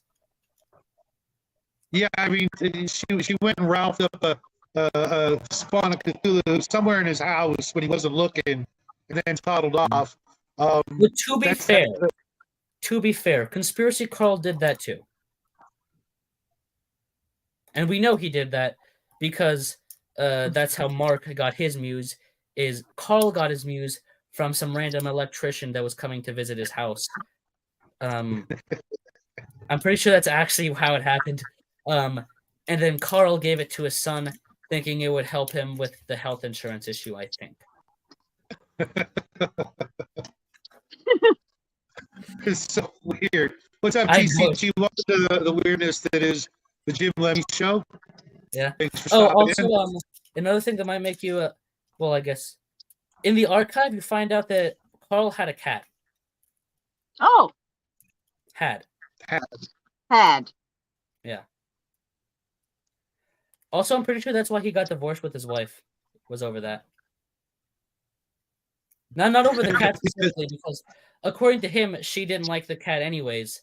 But she apparently she divorced him because he had a giant monster in the house.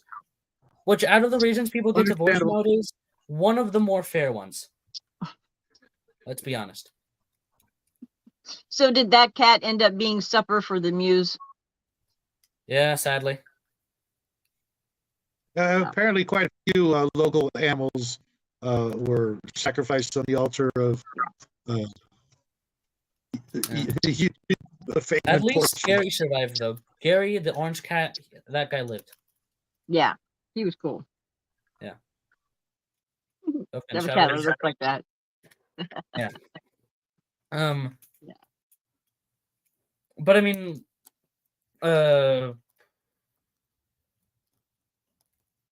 yeah, basically, I mean, obviously at the very least, 26 sets of people who got the Muse. We know there's a bunch of people because the way it goes is like I assume it's the letter, because Jared originally had a Muse, and he was labeled J0001, and Carl was labeled like K, not even K, like G0007, and Mark was labeled G0008. Mm-hmm. So that's one, how we know that Carl gave it to Mark. And that's also how we know that how the naming convention works. Right. So you can kind of track who gave it to who. He was the only one, though, that was able to like break the spell, come back to himself, and expel that thing that was. Well, no, Alex and Jared were the only two to ever do it. And he did it by remembering who he was. I thought that was very poignant.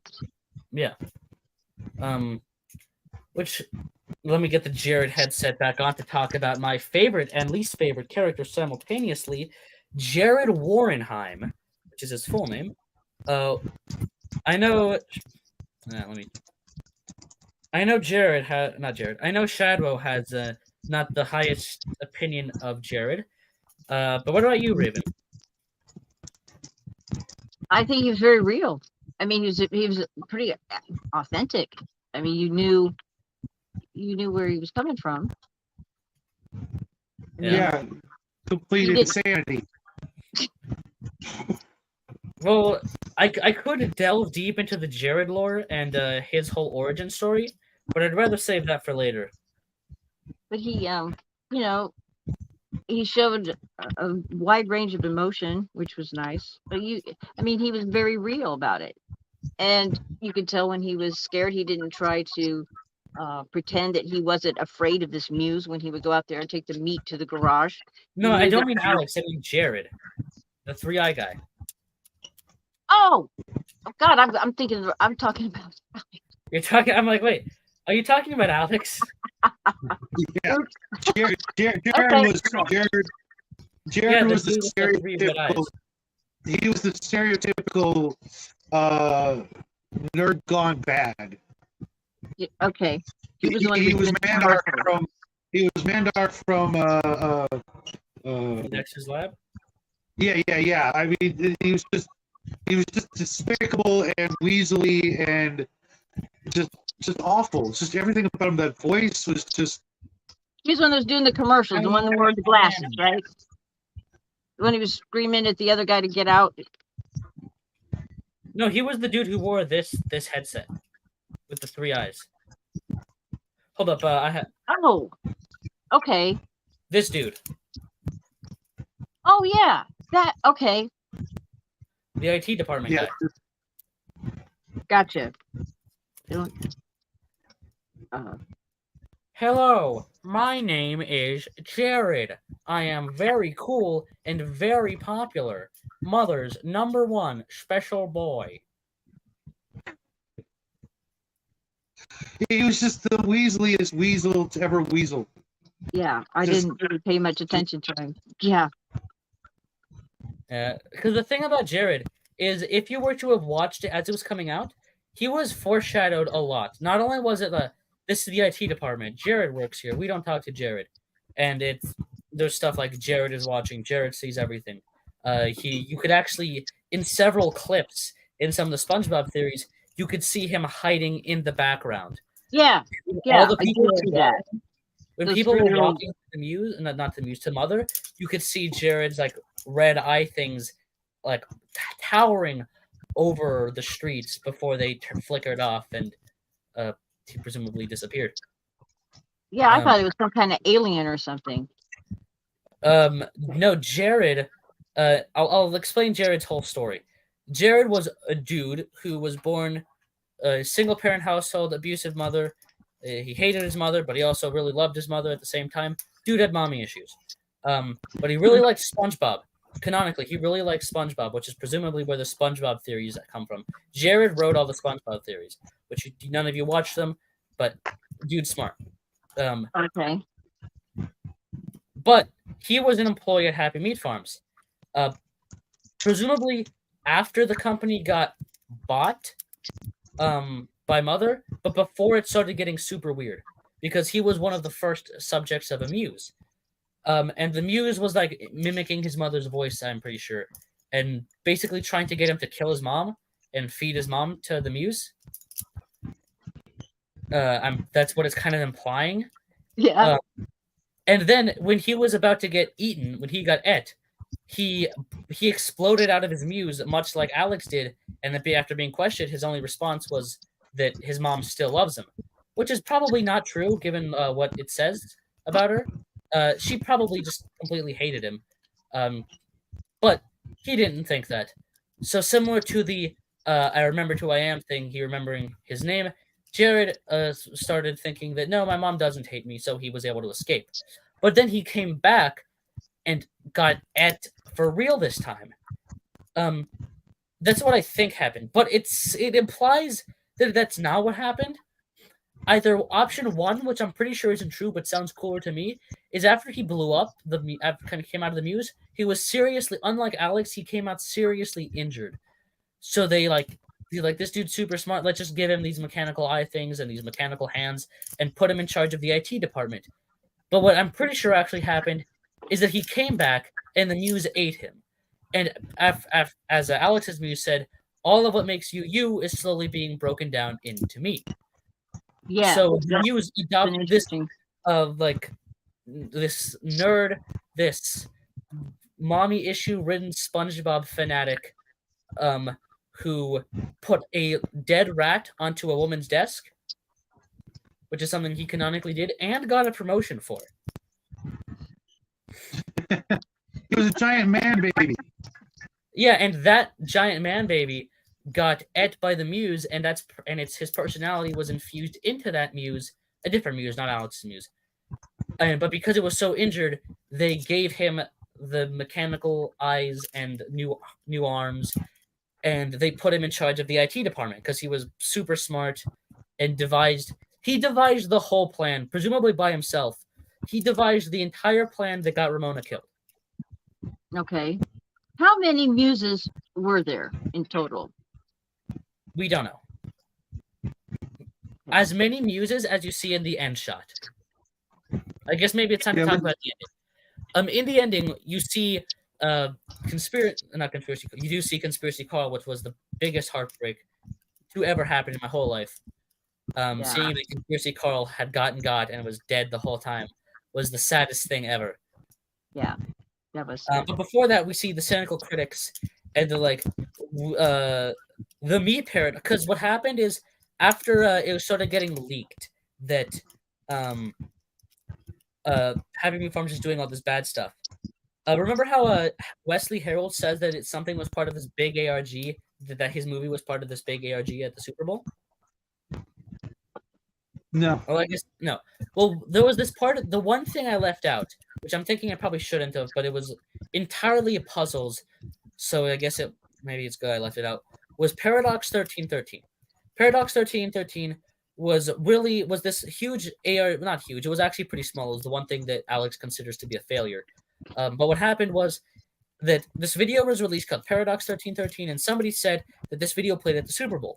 It didn't, but he said it did. And people in the comments were kind of going along with it, and it started this huge mini ARG within an ARG where people would find puzzles, break these ciphers that would slowly lead them down this rabbit hole. One of them that I remember was you'd see like 3 Bible verses show up, and you need to put in when those translations came out, and it gave you a link to something that said /CCTV. So you put that into the website, and it gives you another password. You figure out the password, and then you see a video clip of that big cow monster, M00101, of it breaking into a flower shop and then being killed. And they use this whole ARG to cover it up. But no, this didn't really happen. It was actually part of this big ARG, this game that we were playing to advertise our new movie. And one of Jared's IT files that you can find is him saying, "Don't you get it? It was all a part of the meat paradox." And then that's how this whole thing, Ramona leaking all those videos and Conspiracy Carl saying Happy Meat Farms was puppeting me and controlling me from the shadows, and then he leaks all the stuff about them. That was all wrapped up in this fake movie that was probably eventually made. And then you see the cynical critics saying, that's why The Meat Paradox is going to be the greatest movie of the year. We only saw exactly 4 seconds of it, but we know that it's going to be the best movie ever made. And then they turn to each other and start walking like robots. Yes. Okay. Now that makes sense. Okay. Yeah. Because that's why they were talking about The Meat Paradox, and that's why they were okay with Conspiracy Carl leaking their stuff to the world, and that's why they were okay with Ramona doing that to an extent, because they were all just gonna wrap it up as this was all intentional. It was actually a big hoax that we intentionally did to advertise our movie, and that's how that was the cover up. That's what Paradox is. That's what the Paradox movie franchise was. It was a way to cover up all of their experiments and all of their atrocities. One thing that's kind of weird is what's the point of making the movie if you already took over the world? But maybe it's a bit slower than that. Maybe the reconnection isn't the final thing. Yeah. After then, when old Conspiracy Carl showed up, I knew it was over. When he showed up in that scene, that was the worst thing ever. He did it's funny. He did his line for one last time. Oh no, my hand broke. He did his line for the last time. He did the thing. Oh yeah. He did the thing before taking off his hat and walking Come on, off. do it with us. Oh yeah. Let me turn on. Come on, do it with us.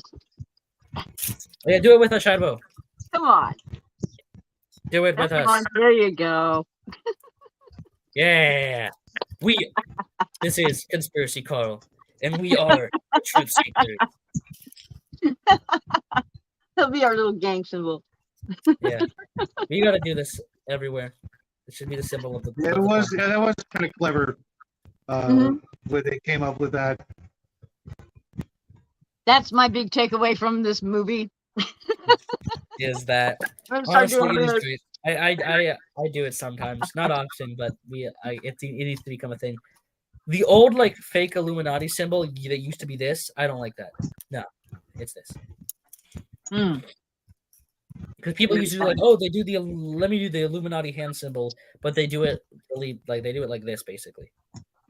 Oh, No. okay. Yeah, there's if you look it up, there's every celebrity you've ever enjoyed watching. There's a picture of them doing that. Mm-hmm. But this one is just so much better. Yeah, this one's creative. This is for the good guys. The other one's for the bad guys. Absolutely.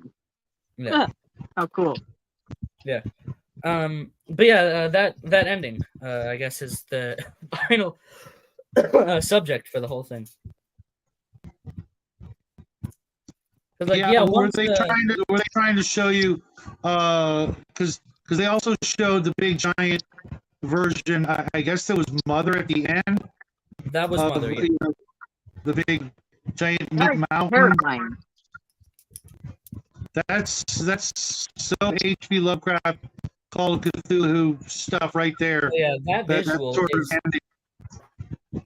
is. I love that bit. As much as it was like painful to watch when I first saw it, it's a great visual. It's a great shot. Hungar fell asleep. It's okay, buddy. Back? Yes. Oh, he back. Let's go. We're back, boys. Yay. We're back. We're back. Good to see you, Hungar. Yeah. Well, Hungar. Good to see you. Well, I don't know. Is that the real Hungar? Say something only Hungar would say. No, but we really need to tell us if he's wearing a black shirt or a black. Wait a minute. What is that I see on you, Shadwo? I don't know. What do you One of see? them. Those, to be fair, so am I. I'm Jared. Yeah, all of the muses, once they become a person, they either wear a black t-shirt and jeans, or they wear a fancy suit. Because like when you see them all marching off, they're all either wearing a black t-shirt or something fancy, but black. And Alex was wearing just a suit that was mostly black with the yellow. And Conspiracy Carl was just wearing a... That's the thing about Conspiracy Carl. That's why I know it was intentional. If he was wearing a black t-shirt, everybody would know that he had gotten got. But because he was wearing a red shirt with just a black jacket on top of it, it could be, oh, he's just a goof. He just wore that without realizing the significance that might hold. But it's also the red thing underneath, so he's safe. Mm-hmm. Yeah. Look where that got us. Rip Conspiracy Carl, the greatest man in the whole series. So do you expect future shows from this creator? Yes, but not related to this. He said he's making a movie. He's probably going to do more. He might even do another ARG in the future, which would be pretty cool. But why does this thing keep breaking? We might need to get a replacement for this because it's a little weird. But point is, he's absolutely making the movie, and then he's going to do other stuff after that. But do I expect him to make something like this again? I hope, because this stuff is great. Mm-hmm. Yeah, it's multi-layered, I say, and there's a lot of thought that goes into it. I did not know what to expect, but I wasn't disappointed. It was very, very creative. That's good to hear. Yeah, it was a ride. Mm-hmm. For 3 hours, yeah, absolutely. Imagine the folks that went through it. Spoiled. Okay, what? Nothing. I'm just throwing a jab at our whole audience. Oh. Hey, they stuck with us for the better part of 2 hours. Give a round of applause to everybody. Thank you for hanging out and playing along with us. this is, this is all new to me. This whole concept of, having to, search for your entertainment. Normally, I can just push a button and I'm good. Oh, I found something to watch. I don't have to do any thinking. I don't have to do any research. I can just click the next button on my YouTube feed and I'm good to go. Yeah, but see, this is not our generation, though. For us, we're completely content and entertained with just that, So they, this next generation is very creative. It's fun. It would have been a lot of fun to have something similar to that, growing up, like I said. But it was a fun ride. Thank you. Well, we did scavenger hunts, and we would go door to door, scavenger hunting and getting people to give us free stuff. That's what we did, or at least that's how I remember it. Mm-hmm. Yeah. Scavenger hunts were fun back in the day. Yeah, they used to have them usually around Halloween. There would be a scavenger hunt in the fall. I participated in a couple of them. Yeah. You have to give them like a roll of toilet paper or, a Kleenex, a pencil, some, stuff like that. Just random stuff like that. Yeah, they'd really give it a list. You would just run around the neighborhood and bang on the door and hope that somebody would answer and have something that was on your list that they would donate. You put it in the sack and then you hurry. And the first team back with all those items on that list wins. That's how it was played back in the day, the old-fashioned way, Jackie. Yeah. We didn't have anything online. So, it actually took effort. And potentially having a door slammed in your face. Oh, yeah. Because nowadays, the whole scavenger hunt has a completely, kind of different meaning. Most people wouldn't know what you were talking about if you said I'm on a scavenger hunt and I need this and this or this or that. They would be like, they'd be like, they called the police. Some weirdos on my porch. Yeah. Yeah. I guess to end this off, I guess the best. Well, let's say hi to. Hold on, I gotta sneeze. Hold on.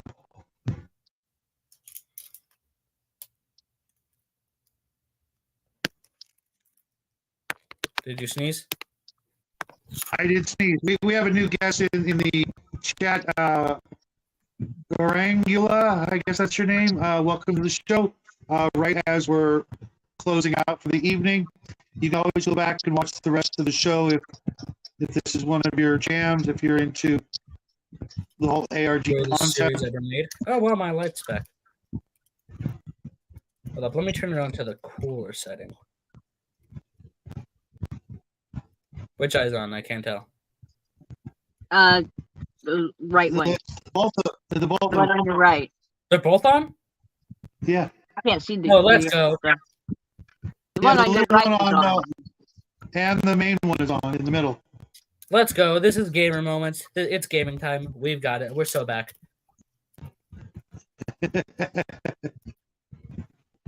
Hold up, I want to see this for myself. They're both on. This is a historic gamer moment. All right, so to end this off, I have two things.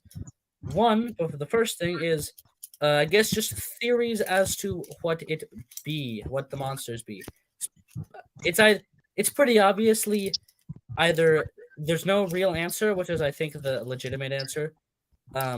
Lady or tiger kind of thing. Kind of, yeah. There's no legitimate answer. Ah, dang it. Is the light still on? Oh, let's go. Yeah. There's no written answer as to what exactly they are, but I mean, we can theorize. And I think just saying they're space aliens is a little boring.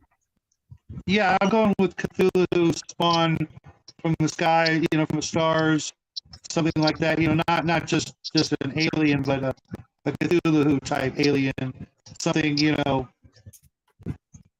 scarier than just your run of the mill, Ayla mouse.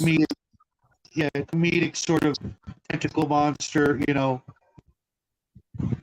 I think it's like an alien force that got into some of the meat and made just kind of settle its consciousness into this blob of meat like that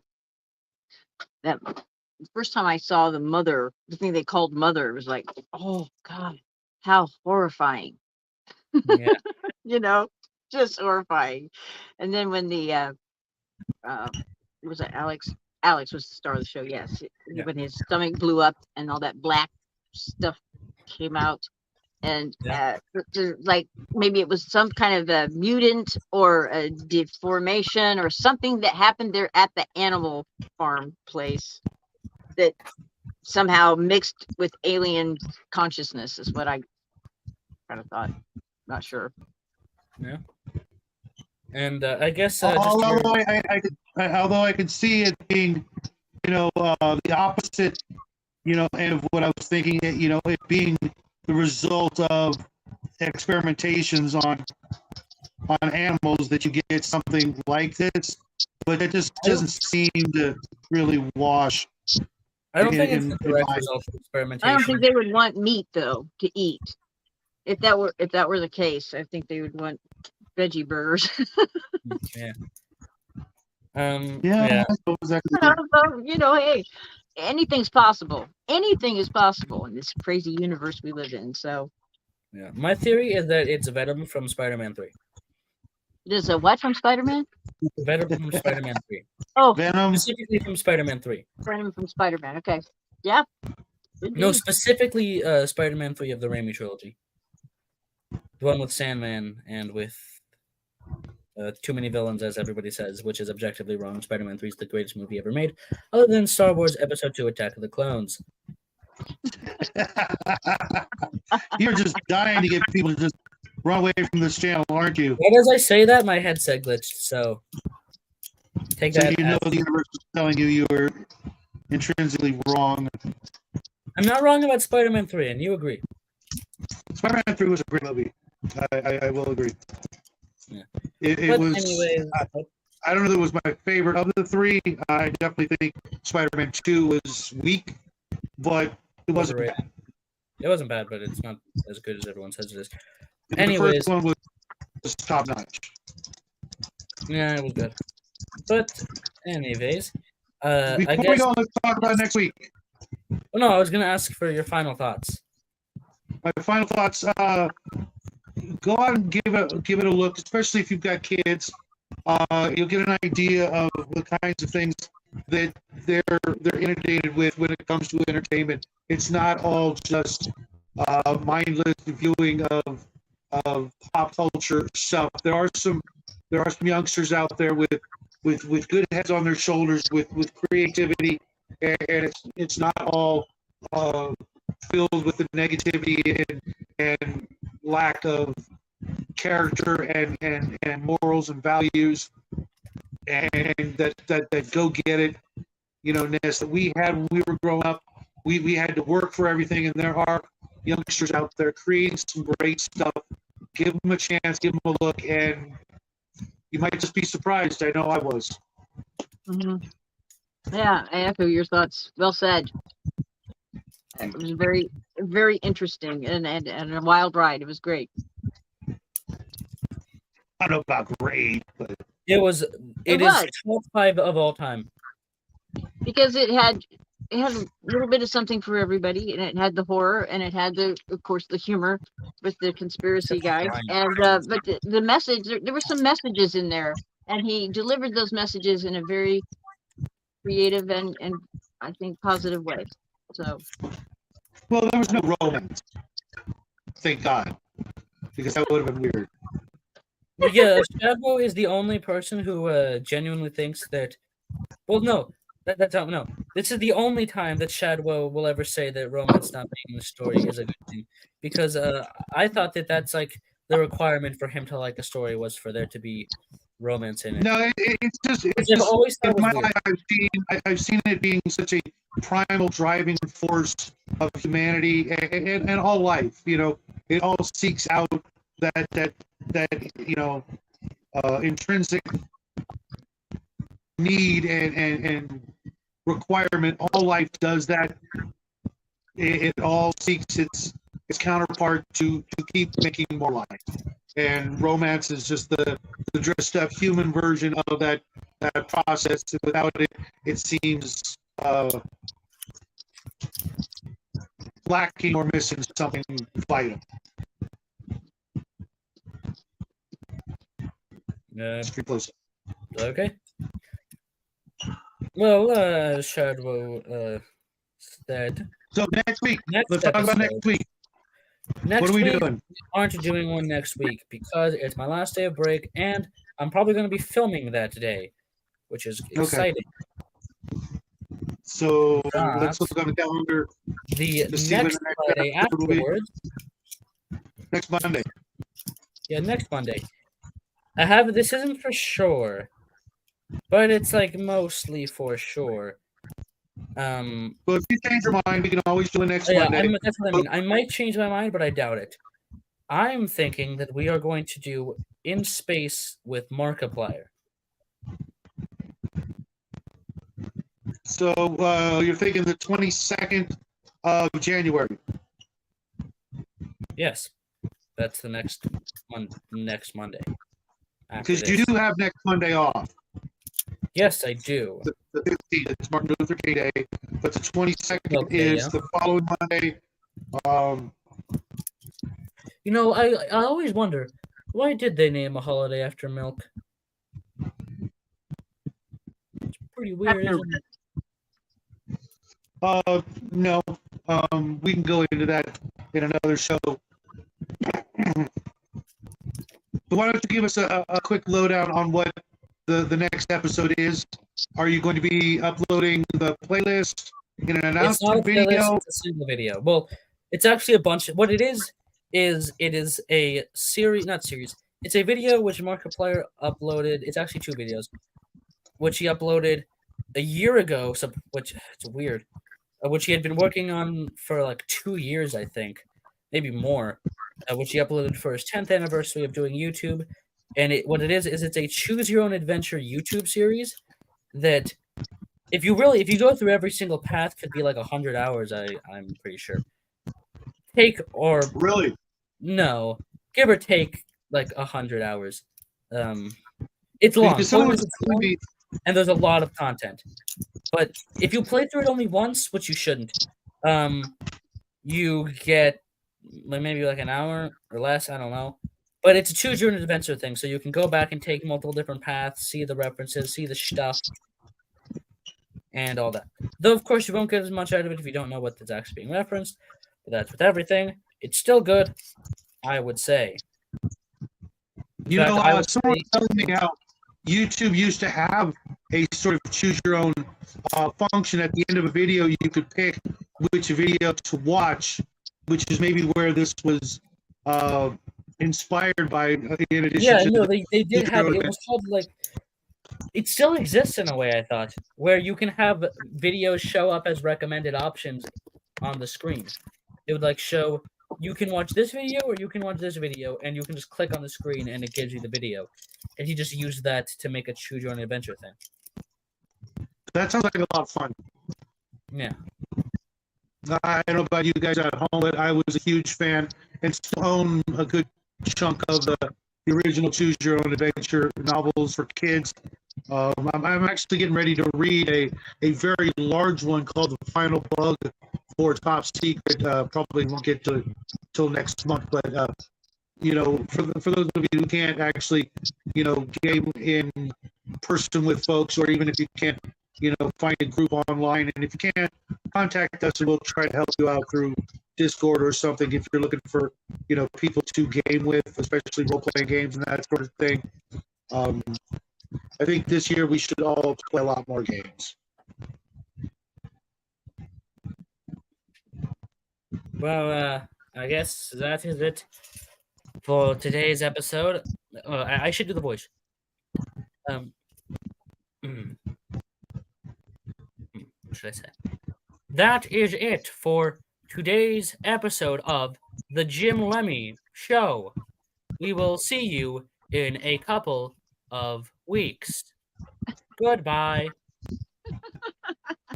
Goodbye. Thanks for having me. Anytime. Happy trails, folks. Goodbye.